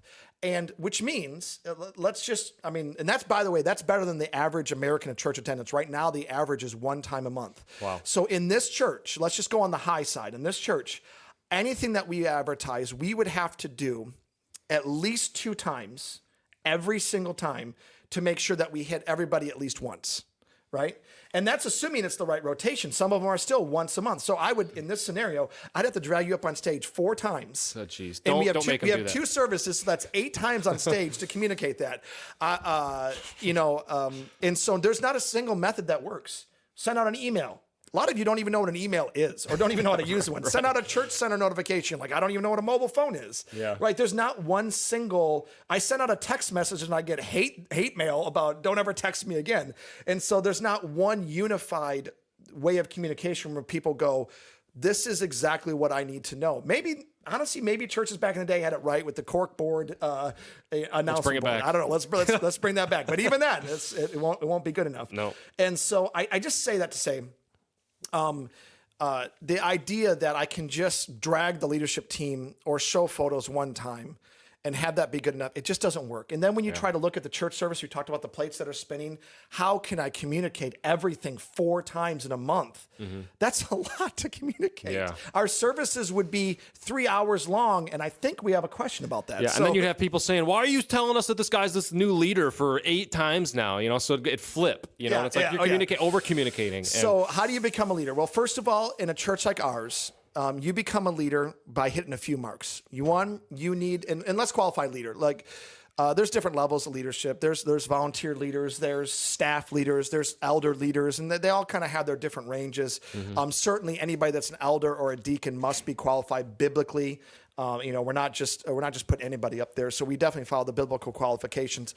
But when it comes to just leadership in general, we are looking for people that their lives exemplify Christ, both publicly, including their social media, and privately, to the best of our understanding. We are looking for people that are committed, they're serving, and they're tithing to this church. We are not going to have people in leadership that rob God. And that's a whole other story. We won't get into that. But, we're looking for people that are faithful across the board. We're looking for people that we know. We don't want to put a novice, someone who just got saved. You don't put a novice into leadership. Mm-hmm. You are looking for people that you look at the wake behind them. Imagine you're a boat and there's all this stuff that goes on behind you. Is the wake that you leave, are people more engaged with God or less engaged? Sure. Is there drama? Is there gossip? Is there confusion? Or are you someone that brings peace, that brings understanding? We're looking at all these things. Or in other words, how do you become a leader? 1, you don't take a class and then you're immediately a leader. Yeah. We are just eyes open all the time, and we're looking for people that are holistically qualified. Yeah. And I will say this, there's a lot of people that are holistically qualified that are not asked to be a part of leadership, not because of them, but because there's only so many roles to fill, right? So it's not even that you have to, okay, I hit my mark, now give me a role, give me a title, give me an email. The reality is we probably have 5, 6, 10 people in this church that are qualified to be youth ministry leaders. Yeah. But we only have 1 youth ministry leader that is on staff. It would be impossible to have like a leadership training academy that spits people through that, you do this and you're guaranteed a seat at the table. Right. Now, that said, we do have a Radiant School of Ministry. that is a great opportunity to learn more about the behind the scenes of ministry. It's like basically this conversation for 2 full years and all those kind of things. But we are more than anything, we are looking on the relational side of things. Is this person anointed by God, spirit empowered? Do they have a track record in their conversations and their character and actions that promote not just the things of Radiant, but more importantly, the kingdom of God? Sure.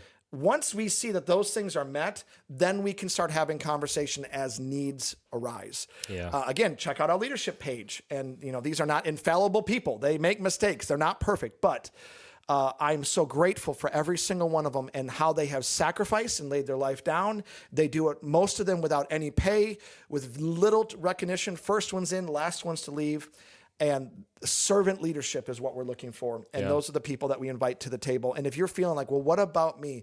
Let me just tell you a few things. One, again, it's not always just that you might be thinking, am I not qualified? Maybe you're 100% qualified. We may just not have the role or the need right now. There's only so many things that we can do in sequential order. Yeah.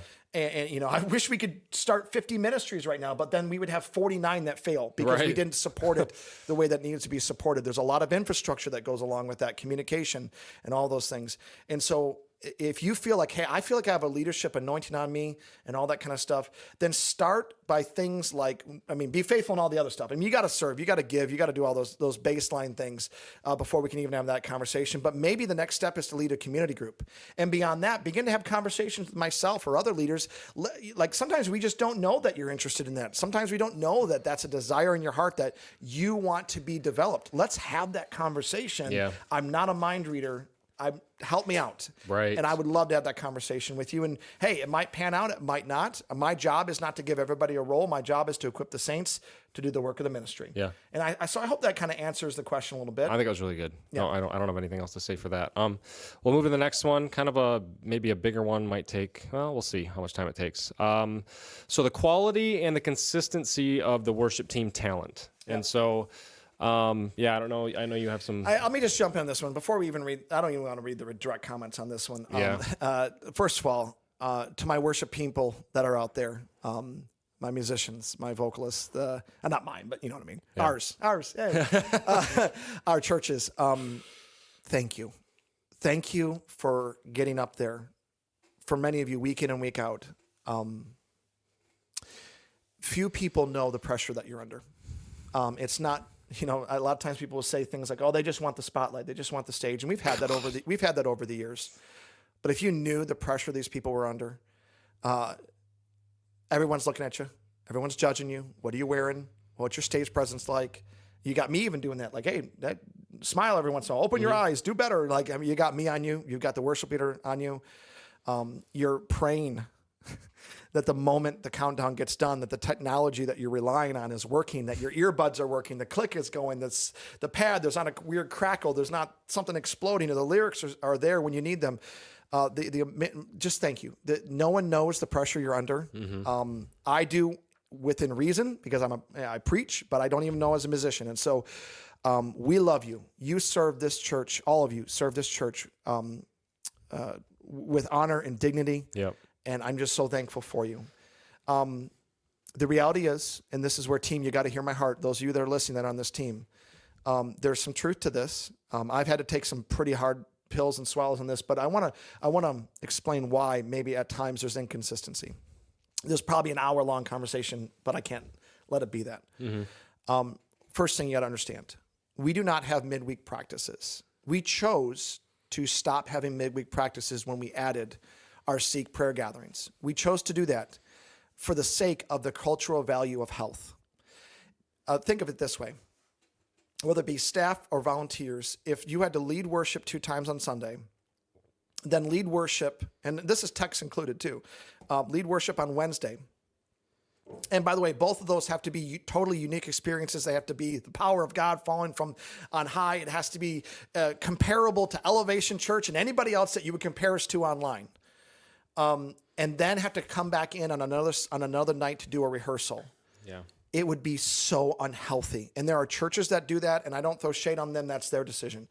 But we chose, as a value, to not put our worship team through that. Now, when you do that, you automatically are going to have inconsistency. You're going to automatically introduce more technical issues, more all of those things. I do miss what practices brought to us. There was more camaraderie at times, and there was more consistency. But right now in the season we're at, if we're going to have prayer gatherings, you have to count the cost. Otherwise, you're going to get there and you're going to go Sunday morning, Wednesday night, and rehearsal, all for the sake of excellence, and you're going to end up burning every single buddy out, including your lead pastor, your worship leader, and everybody else. Yep.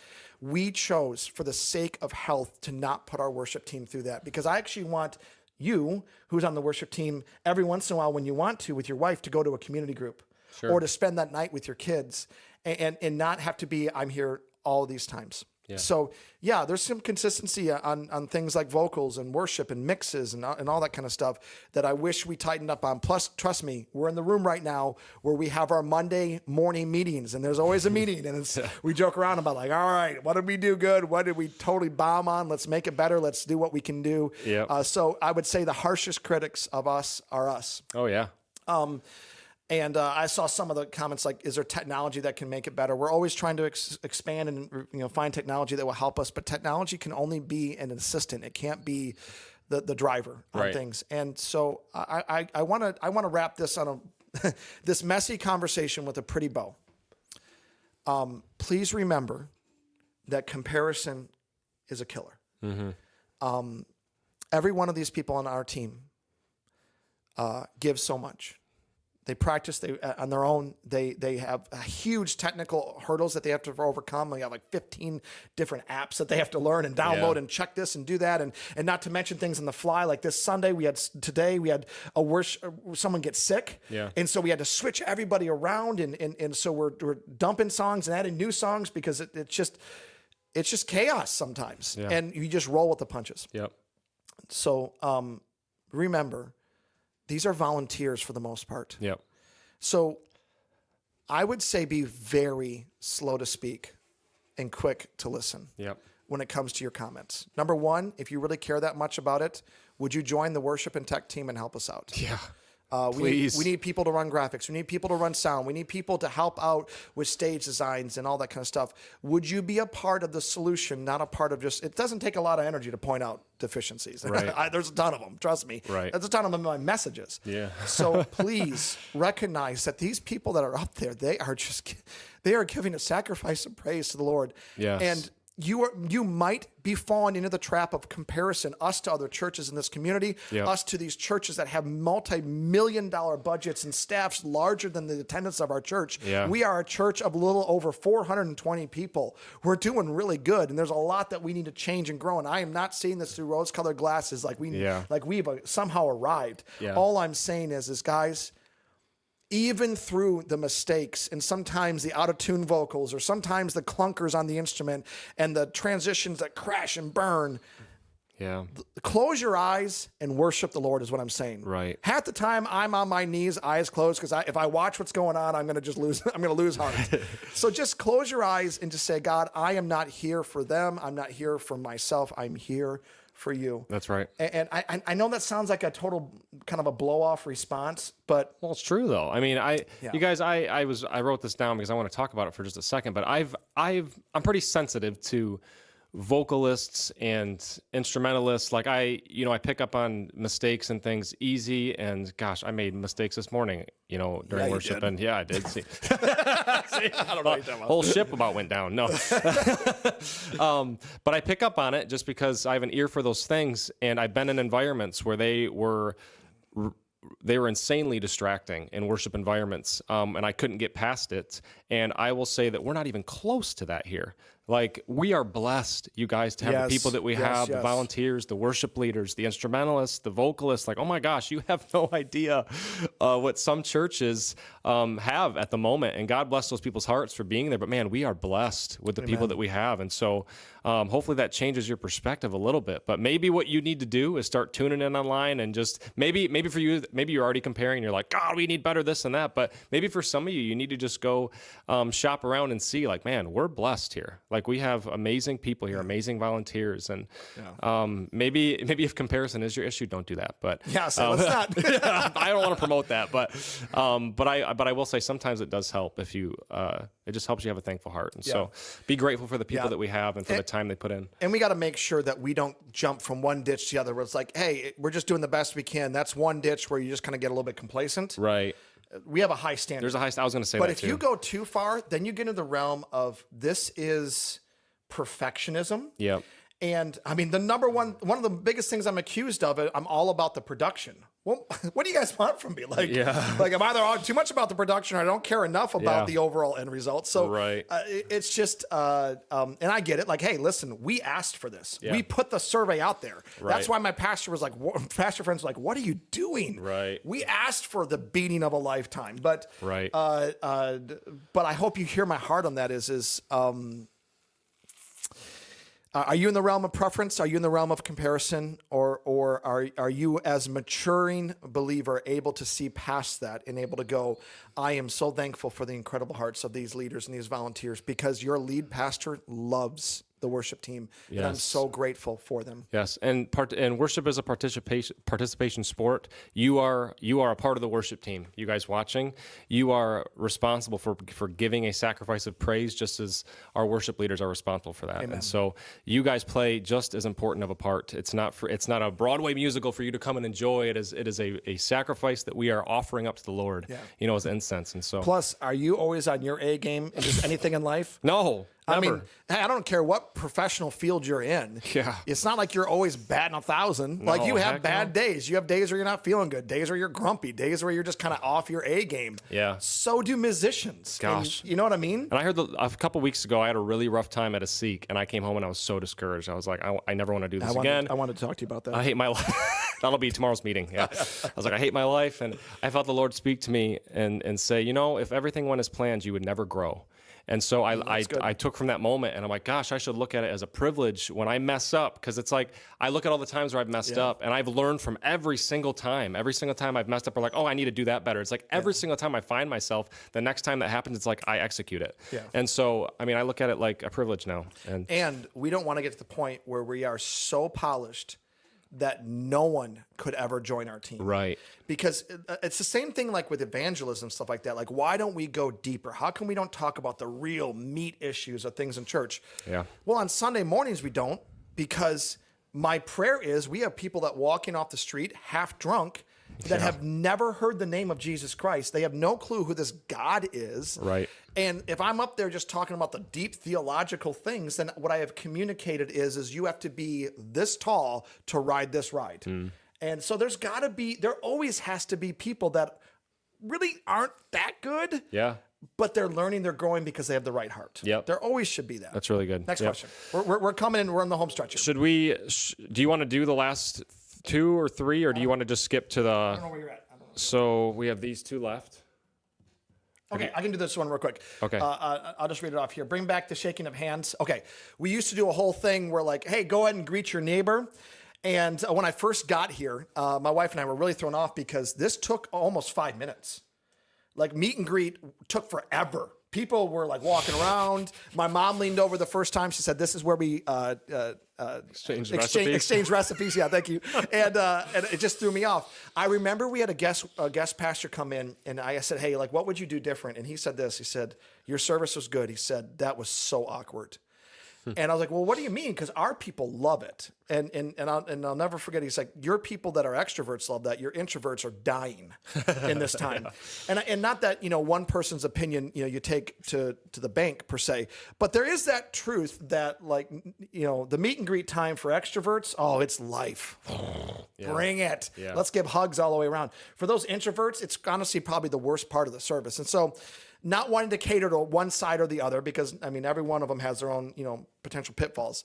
One, because I just know the question, we did not do away with that because of COVID. And we are also not keeping it out of our existence because of COVID. COVID has nothing to do with it.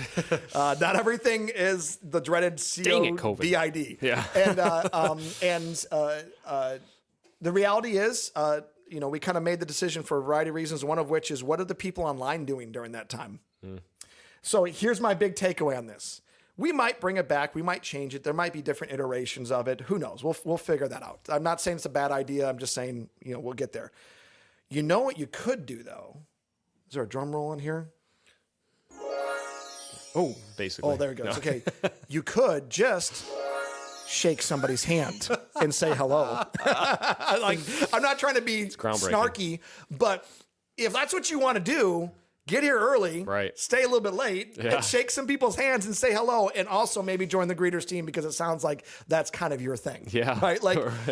Be a friendly person. You don't need to have a service order element that says be friendly. Right. If you want to turn around and say hi to somebody, turn hi to somebody. Now, I will say there's a reason why we cut some of it out, because even when we shorten it up and say, hey, take a few moments, say hello to someone that's around you, this is what would happen. No joke, because you weren't here for this. We even had like a countdown clock. Like it was like a minute sometimes, and that minute would be up and I'd get up there and we'd start talking and people would still just be walking around the room talking as loud as can be sometimes for 2-3 minutes. Oh, jeez. Yeah, because you give a mouse a cookie. No, but more than that, like they're just saying hi. So yeah, good. And you just can't win for losing is what I'm saying. Yeah. So it may or may not. I think opening up eventually the student center will be helpful. I don't think the person asked for this is wrong at all in asking for this. No. I think I read your heart in there. You love people and you want to say hi to them, especially visitors. Yep. But you don't need us to do that. Right. Please just be that person in the gap, in the waiting. Be that person. Yeah. And no, it's not because of COVID. Next one. Next one. Half of the people wanted hymns and half wanted more contemporary music in the survey. Yeah. Well, first of all, I love hymns. Yeah, so I do too. I mean, I didn't fill that out. I personally love hymns. Yeah. I don't know them all, or I kind of only know like the top 10. Yeah. But because it's not my daily ride music, but but I love hymns. I love old churches. I love stained glass. I love hymnals. All those kind of things. It's just not who we are. And again, this is that acceptable range thing. And sometimes we'll sing them, sometimes we won't. But let me just remind you, for those of you that love hymns, there's nothing wrong with that. It's nostalgic. Yep. Eventually, one day. Songs that I grew up with, like Trading My Sorrows or some of those other songs, we're gonna look back in that like, I just wish we sang the old songs when they were anointed. Yeah, right. Right. Like, do you realize that most hymns were actually just bar tunes and they were incredibly rejected in their day and age as being heresy or being too culturally relevant, and so the church took them from the pub. We'll take them. Exactly. So songs come as songs go. There's nothing wrong with asking that. We will weave hymns in and out as the time calls for it. But if you're like, I just can't really, I'm going to forever be disappointed at this church if they don't sing more hymns. I'm not trying to be rude, but chances are that's just not the direction we're going in. We're here, we're not there, and so I'm just trying to be respectful of if that really is a hindrance. Right. That's just not who we are. Right. And there's no stone. Every church that sings hymns, awesome. Some of them are, a lot of them are biblical. Not all of them are. Just like the songs that we sing, like we at the vet songs, like that's a great song, but it's not biblical. Right. And so just because it's a Christian worship song does not make it automatically righteous and holy. Exactly. And just because it's a new song doesn't make it by default more anointed, or vice versa. Like just because it's a hymn doesn't make it more anointed. Like, man, the Lord's on different songs. Like our worship team prayerfully considers these songs. It's not just, oh, I like this, let's do this. It's no, like, Lord, what do you want to do? Like, what do you want to be? Hey, if you love hymns, you know what I would love to have? We used to have this. We don't have it anymore. I'd love to have somebody that would, with an acoustic guitar or something like that, that would go to nursing homes and would sing with the individuals that are there, that would sing hymns with them. That'd be cool. That would be great. It may not be a Sunday morning expression, but it can be a believer's expression that if it's really passionate on your heart, let me invite you, connect with our community groups leader, Renee, and see if there's an option there. Yeah. By the way, a lot of these things that we're mentioning, it sounds like I'm slamming the door, but let me actually say there's actually a huge wide open door. A lot of these things that you might be passionate about that maybe the main gathering is not going to pursue could be pursued possibly through community groups. And so it's not a hard no. It's not, a lot of times you just don't know unless you ask. Yeah. And again, we can't accomplish everything on Sunday. So, all right. And then this brings us to our last topic. And then you're going to dive into user questions. From Facebook? And we'll just do rapid fire. If there's any online. Yeah. Oh, yeah. Well, you know what, guys? If you're tuned in, which I think there's still quite a few of you, if you want to put some questions in. I would have tuned out a long time ago. Yeah. Thank you guys for staying on. Oh, my goodness. If you guys want to put some questions in the chat, Scott and Tyler, this is long awaited shout out. Scott Rowe, Tyler Morton, thanks for being on. Monica, Scott Rowe, Chili Master. Chili Master. We have big expectations for tonight. So if you want to put questions in the chat, if any questions came up as you were watching this, put them in the chat. We'll see how many we get to. But the last topic that we're going to go through is the topic of Pastor Jerry preaches too long. You know what? Let's see. How many of these would I read? Just go ahead. Okay. I'm gonna go get a glass of water. Okay. So here are the bullet points or the some of the responses that came up about Pastor Jerry preaching too long. So 1, keeping the message on most weekends to 30 minutes. You want him to keep messages on the weekends to 30 minutes. In addition, streamline the message. I mentioned this in a few comment boxes above. Listen to any of Pastor Jerry's messages this past year. The last 15 minutes are going to be rehashing what he's already said. Seems like the board might have imposed a minimum time limit for a sermon. I hope not. That would certainly seem like a rule that has no value and can only cause harm to what could have already been a perfect sermon. Let's see. The sermon will end about 15 minutes sooner because the last 15 minutes is like beating a dead horse. Jeepers creepers. Yeah, so with that being said, Well, technically, if we want to just listen to what these people have to say, we could just end the live stream right now. That's very true. We've already gone long. We could just... Yeah, I know. Okay, so... Say whatever you want. All right, so first of all, yes, I've taken offense to some of these. Yes, I've forgiven you guys. It's hard not to. Yeah. Some of them were really mean, if I'm being honest with you. I just want to bring some clarity to some things. No, the board does not determine how long I preach. Yeah. But to be fair, Some people do there's that, a lot of churches that do that, though. They say you have to preach this long and stuff like that. So that person probably comes I've from never that. heard of that before seeing that. Oh, it's a real thing. So they probably come from that environment that does that. So, I totally understand that. They're for people like this guy, right? No, just kidding. Okay, so I wish I had it with me. I don't have it with me, but some of the repetitiveness, maybe I could tighten up. Probably could. But some of the repetitiveness, you gotta understand how to teach. Like I can't remember. There's a hierarchy of how people learn, and I think it's like 10% you learn from just listening. Oh, and yeah. then I think like the next step is by like repetitiveness. Yep. And then the next one is by writing things down. And the next visual one aid or whatever. is a visual aid. Yep. Which is why I use props so much. Which is why I have so many notes that are available. So you can write things down and you can go and you can learn it yourself. And then at some point it increases to you begin to teach somebody else. Like there's layers of how you get people to understand things, and everything that can be done within a large environment, I do as much as I possibly can, including be repetitive. I do that because it is easy to listen to a message and get inundated with information, but not hear what was the most important thing. Maybe it's the top 3 points or the big takeaway, the big idea. Yeah. I try my hardest to do that, guys. I respectfully, I love you. I'm your pastor. I do my very best. And I do feel I'm a good teacher. I don't think I'm like, the best. And I don't say that like some weird, like looking for some comments that say, no, you are. Generally, like I'm good. I'm not the best. You're going to find better preachers any day of the week online. Maybe even better preachers here in town too. We got a lot of great pastors here in town. It is a part of what I do. It is not all that I do. Mm-hmm. A lot of what I do, what I'm most anointed to do, is to lead this church, even more than preaching. Preaching's a very important part of it. It's biblical. Yeah. It's just not the only thing that I do. It's not the only value that I bring. Now, lest you think that I'm trying to like save my job, let me just make this really clear. And this is going to sound a little bit maybe snarky, but it is what it is. There are times that I need to do better at watching the clock. That is true. I'm reminded of it constantly. He doesn't need a survey for that. I don't need a survey for that. Sometimes I have children's ministry volunteers and leaders standing back in there giving me the What are you doing? You're killing us.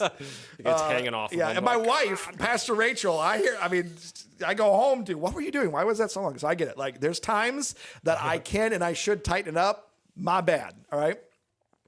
This is going to sound like a boo-hoo sob story, but just hear me out. When you're on that stage and the lights are on and you're surrounded by people that are there to hear the word of the Lord, that is a lot of pressure. To perform to perfection and to nail your times every single time, it is not an easy thing. Respectfully, if you've never done it, you don't know. And here's another thing, and I'm not trying to like be mean or anything like that, but you mentioned it. I am not up there as a teacher. I'm up there as a spirit-empowered preacher of the word and the oracles of God. Yeah. I am not up there delivering a presentation.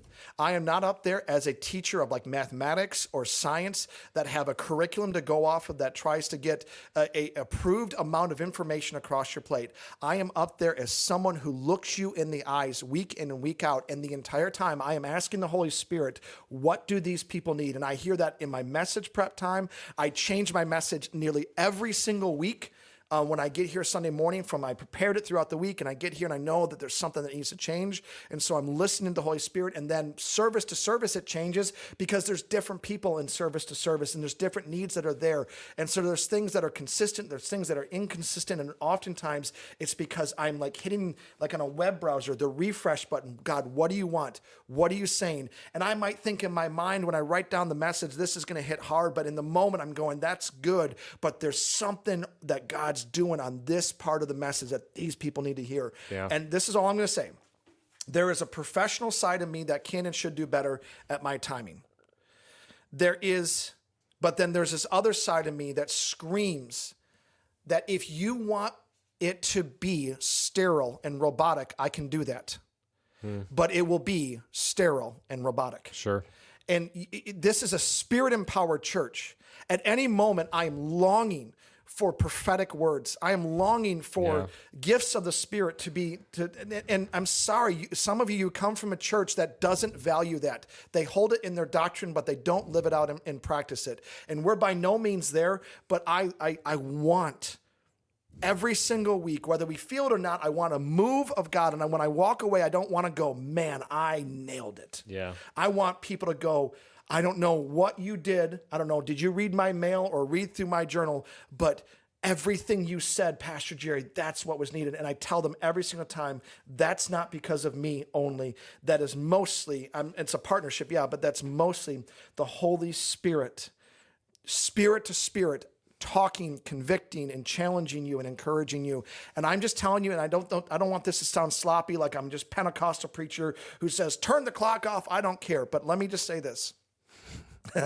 hold me back. No, is this. Security. For most of the people in our church, the only Bible that they're going to read is the Bible verses that I read on Sunday. And that's a shame. That saddens me. But the only time that they have that they're going to actually pursue God is Sunday mornings from 9 to 10:15, sometimes 10:30 because I go long, or 10:45 to 12 or 12:15 because I go long. And I'm sorry. But if that is the only Bible that they have to read, then I am going to bring the word of God, and it is going to be anointed because he cares more about the people that I want to be there and want to hear the word than those that are watching their clock going, man, I just wish I had a little bit more time for lunch. Yeah. And I'm not trying to be rude or dismissive. I'm not trying to be hot-headed or that guy that's not willing to listen. I was torn up in this survey. But it's because some of you have a value set for just raw transfer of information. Knowledge is not the only thing that we need. We need revelation and transformation of our souls. We need preachers, not just myself. I need musicians that are willing to say, throw the order out in this moment, not because we're being a cavalier maverick, but because there's something that God's doing and the Spirit is heavy and we're going to go in this direction and we'll deal with the mess later on if we have to. Yeah. And I'm not saying that Spirit-empowered preaching is in opposition to ending on time. All I'm saying is Church, see it from a bigger vantage point than I went 10 minutes long. That's all I'm asking. Right. Because lives are being changed. People's hearts are being put back together. I can't tell you the amount of times people come up and say, this is exactly what I needed, or I was going to commit suicide and now I'm not, or I want to have a relationship with the Lord. And at the end of the day, if we're slightly inconvenienced as Christians because we went 10 or 15 minutes long, so be it. Yeah. You know, Wrong button. No. I thought I was going to nail it. So anyway, okay. Yeah. Welcome back. And before, Pastor Jerry, before we, as the body of Christ, are here to serve each other, we're here to serve God. We're here to minister to Jesus first and foremost. And so, I mean, yes, we're going to listen, and we've talked about in the beginning, we're going to listen to the needs of you guys, all your perspective, your opinions, all those matters. things. It is important. It definitely matters. But at the end of the day, it's like, if the Lord is saying this to Pastor Jerry, if he feels he needs to go in this direction, then it's ultimately it's for you, but it's for God first. It's his obedience to the Lord. Like, is he going to be disobedient in that moment? Like he talked about, he takes an extra 10 minutes on something because he feels like the Lord's pointing out somebody, like someone needs to hear this. Yeah. It's like, that's his disobedience or obedience to God. And so that's far more important than him, bowing down to your preference and his messages. And so I just, again, like you said, look at it from a different vantage point. The church is not, how do I put it? The church is not for people. It's a people that's about God. And so if that makes sense. And so we are supposed to be a people about God. When we come in, when we break the thresholds of the doors of the church, our first thought should be, I am here to worship Jesus. Amen. And whatever happens after that, then so be it. I trust Pastor Jerry. I trust the staff, but I'm here to worship Jesus. And so, the amount of times that I walk off stage and I get done, and I'm just leveling with you. I get done, and in my heart, I'm like, that's what they needed. Mm-hmm. But the last thing that I see, God bless you, we'll see you next week. And I look back at that television and I go, 12 minutes? Why did you go 12 minutes? The amount of times that I walk off and the only takeaway that I have is I went 10, 12, that tells me that I am still susceptible, and too often times I am operating under the fear of man. Mm. And the fact that I feel like a failure so many times because I don't hit someone's mark and I don't hit that clock the way I need to. But if I would just stop and ask, was God honored? Was the word read? Right. Then I think the takeaway would be we did what was good for God. Right. How many times do we ask, did this service please God? Like, forget if it pleased you or pleased your neighbor. Like, did it please God first and foremost? That's the most important question, and that's what he has to deal with. That's what we have to deal with. Now, that said, I have edited pretty early the last few services. I'm trying, folks. Hey, today wasn't bad. I'm not this like closed-minded person like, you either get on board or get out. I don't want that to be the takeaway. It's just like, you guys, sometimes you have to hear this is not about service orders, production, and clocks. Sometimes it's, what happens if service goes 2 hours long, but there is just a miracle that's taking place. Yeah. Seriously. What would that survey be like? Gosh. Right? Yeah. So, all right. Well, I don't know if we have any questions. Well, it's probably because I think our comments are disabled on YouTube. So sorry about that, YouTube fans. We love you. Well, I'll tell you what, on Facebook, they've all been good. They've all been positive. Just I'll tell you what, the Morton team is just showing up. Monica Saxton's on there. Sorry, Monica, I didn't include you the first time. Monica, the Saxtons are present. Terry Cooley, Danielle Brown. Yeah, so we still have 25 people strong. And we have another 2 hours at least. Okay. All right. So here's the last kind of nugget. Okay. Every one of you that filled this out, I cannot tell you how thankful I am. Even in those moments where it may kind of sound like we're irritated or frustrated by it, you just got to understand this is what we do. And it's hard to hear this criticism. It's hard to hear this, but I am truly thankful that you spent the time to do that. Please hear me on that. Do not walk away going, man, I just hurt Pastor Jerry and irritated. None of that. When I say the vast majority, I mean probably like 98% of you were so generous, so kind, so informative what you wrote. Yeah. So I do want to do a reverse survey. I want to throw down that reverse Uno card, right? Is that a thing? Yeah. Reverse Uno card for a second. So If you don't want to hear a little bit of correction, now would be a good time to turn off the live stream. Though if you're going to dish it, you may as well be able to take it a little bit. So only talking to a very small percentage of you. Okay. So I just want to make this clear. This is not like the survey was overwhelmingly negative and people hate the church and, why in the world did we do it? No, it was actually pretty good. All things, I learned a lot. I tell you what, I shaped a lot of this year and our staff is going to a lot of this year because of what you wrote down. So thank you. Like, you guys helped us recreate 2024 so we can be better. Okay. Now, for those that you gave feedback, but you gave it with a very harsh, borderline cruel tone. Again, very small percentage of you. I kind of already mentioned this, but I just want to reiterate it because that's how you learn. Ooh. The hierarchy. Never mind. All right, we'll get that. I'll send the PDF over that. Hierarchy. There'll be a graphic on the screen in a moment. Yeah, please remember that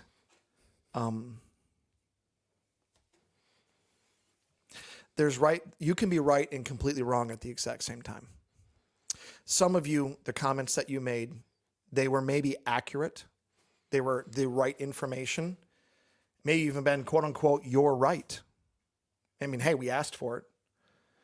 You can be right, but wrong at the exact same time. Some of you, the way that you wrote things was rude. You made some of my staff members, myself included, cry.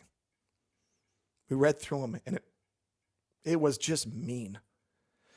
And I wonder, are these people even going to our church? Because they certainly don't feel like joy, love, health. They don't feel like radiant. Why would you have to say it that way? And all I know is this, is sometimes you bottle things up, and so you end up exploding. I'll address that in a moment because I don't want that. I want you to feel like you have a voice and your voice matters and you have an outlet. That's important to me.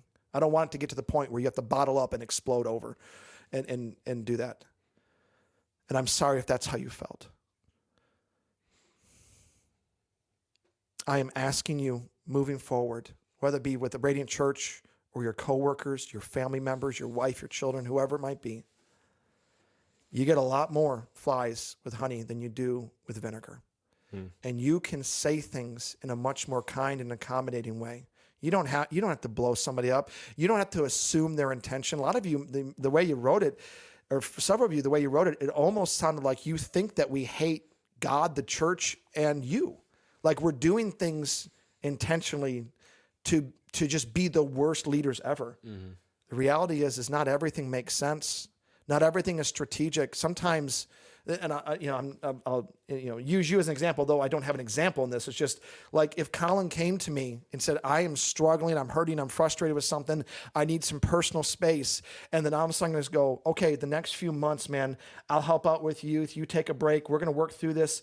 And you might be looking on the outside going, how come our youth isn't growing? Why aren't they doing more things? I just feel like our church should be doing, we just don't even care about the youth and, da-da-da-da-da. You just don't know that I'm trying in this scenario to bless and protect and help him. Right. And that goes on times that by hundreds and hundreds of things that are going on. And all I'm saying is please, the next time something like this happens, a survey, a pastor sits down with you, you're open up into like a ministry director, please approach it with kindness. You don't need to be mean and rude. And you don't need to attack and belittle and strip away people's dignity. You can be kind. Joy, love, health. If you don't exemplify joy, love, health, then please stop misrepresenting this church and misrepresenting my heart. I feel like, I'll be honest with you, there's things I wanted to scream at you guys on this thing, but I chose to treat you as humans, as fellow heirs in Christ, and as brothers and sisters, not as anonymous, nameless, faceless, evil survey people. Yeah. I can do that. You can do that. And for those of you that are highly analytical, that would go, hey, it's truth. If you can't handle it, you shouldn't have asked for it. Or, you're just too sensitive or whatever. You are a bull in the china shop. And I will remind you that the china is people's hearts. And there is always a volunteer, a pastor, a leader, an elder. There is always someone behind everything that we do here. So please try to remember that when you have an issue, or a gripe or a complaint, bring it. Please don't hide it. But do so in a generous way. You can be generous with your words. Is that fair? Is that a fair way of saying that? Absolutely. Okay. Yeah. So as we end this out, next steps forward. This does not have to be the end of you having concerns. Honestly, the things that we mentioned, you might hear what we said and still disagree with us. Here's my invitation to you, so there's no confusion. My invitation to you is this. If you have another question, another comment, you can always reach out to me. Maybe Sundays right after church service is not always the best time. My mind's spinning. Maybe I have another service I got to get to, but send me an email or reach out to the person who's responsible for that particular ministry. A lot of times, if I can say it like this, a lot of times people do a lot of communication. They just don't communicate to the right people. So I told someone about that. I brought my concern up. I shared that with somebody. Yeah, but you didn't share. Like, let's say it's youth ministry or student ministry. And I really don't, they don't like the way that something's being done. Well, they may have shared it with their friend, and they may have shared it with another volunteer, and they may have shared it with maybe even another leader, but they didn't share it with the person that's actually in charge of that ministry. So sometimes we're just not communicating clearly or even biblically sometimes. So if it's in a department, bring it to that person, lay it down there and say, I saw this, thought of this, I'm concerned. Will you help me understand this? And if one of my team members isn't willing to take the time to help explain why we do that, let me know, because I want us to be one of the most open cultures that you could ever go to, where ideas and criticism and care and concern flows so openly that we don't have to worry about when is the next survey 5 years from now, so I can let them know exactly how I feel. Right. That's not the way to do it. You have a problem, you go to that person. You have a suggestion, you go to the leader. Come to me. Let's have that conversation, and we can do this the best way together. Does that make sense? No, it's really good. Yeah. And so I don't know when we're going to have the next survey. I know that some big things are changing this year, bigger than ever before. And I think it's only going to improve communication channels. I think it's only going to bring more camaraderie, more unity, not uniformity. We're all going to be different. We're going to see things differently in the spectrum. It doesn't matter what ministry or thing that's going on. We're going to see it differently, but we can still have unity even when we don't have uniformity. Definitely. So I hope that helps. I hope that's been a blessing. I'm going to ask something really weird because you guys don't know this. We have a small studio audience, i.e. the setup crew for New Year's Eve. They're just chilling in the back over there. Guys, is there anything that I need to hit or I missed or that I would add to it? Good to go? You guys are all good. Don't make a micro survey on me and call me out. Yeah, how dare you? Guys, again, anything else you want to add? No, I don't have anything else. Okay, guys, we love you. Thank you so much. This is a long video. I don't expect it. I can't believe anybody even watched it. Thank you guys for hanging out. This is more or less so we could say that we did it in some regards. Like we did respond to it. And you know what? Those people that said we're crazy for doing it, I don't want that to be our culture. I want our culture to be one where we're crazy when we don't ask, how can we improve? Sure. Guys, we love you. God bless you so much and hope to see you very, very soon. See you guys tonight.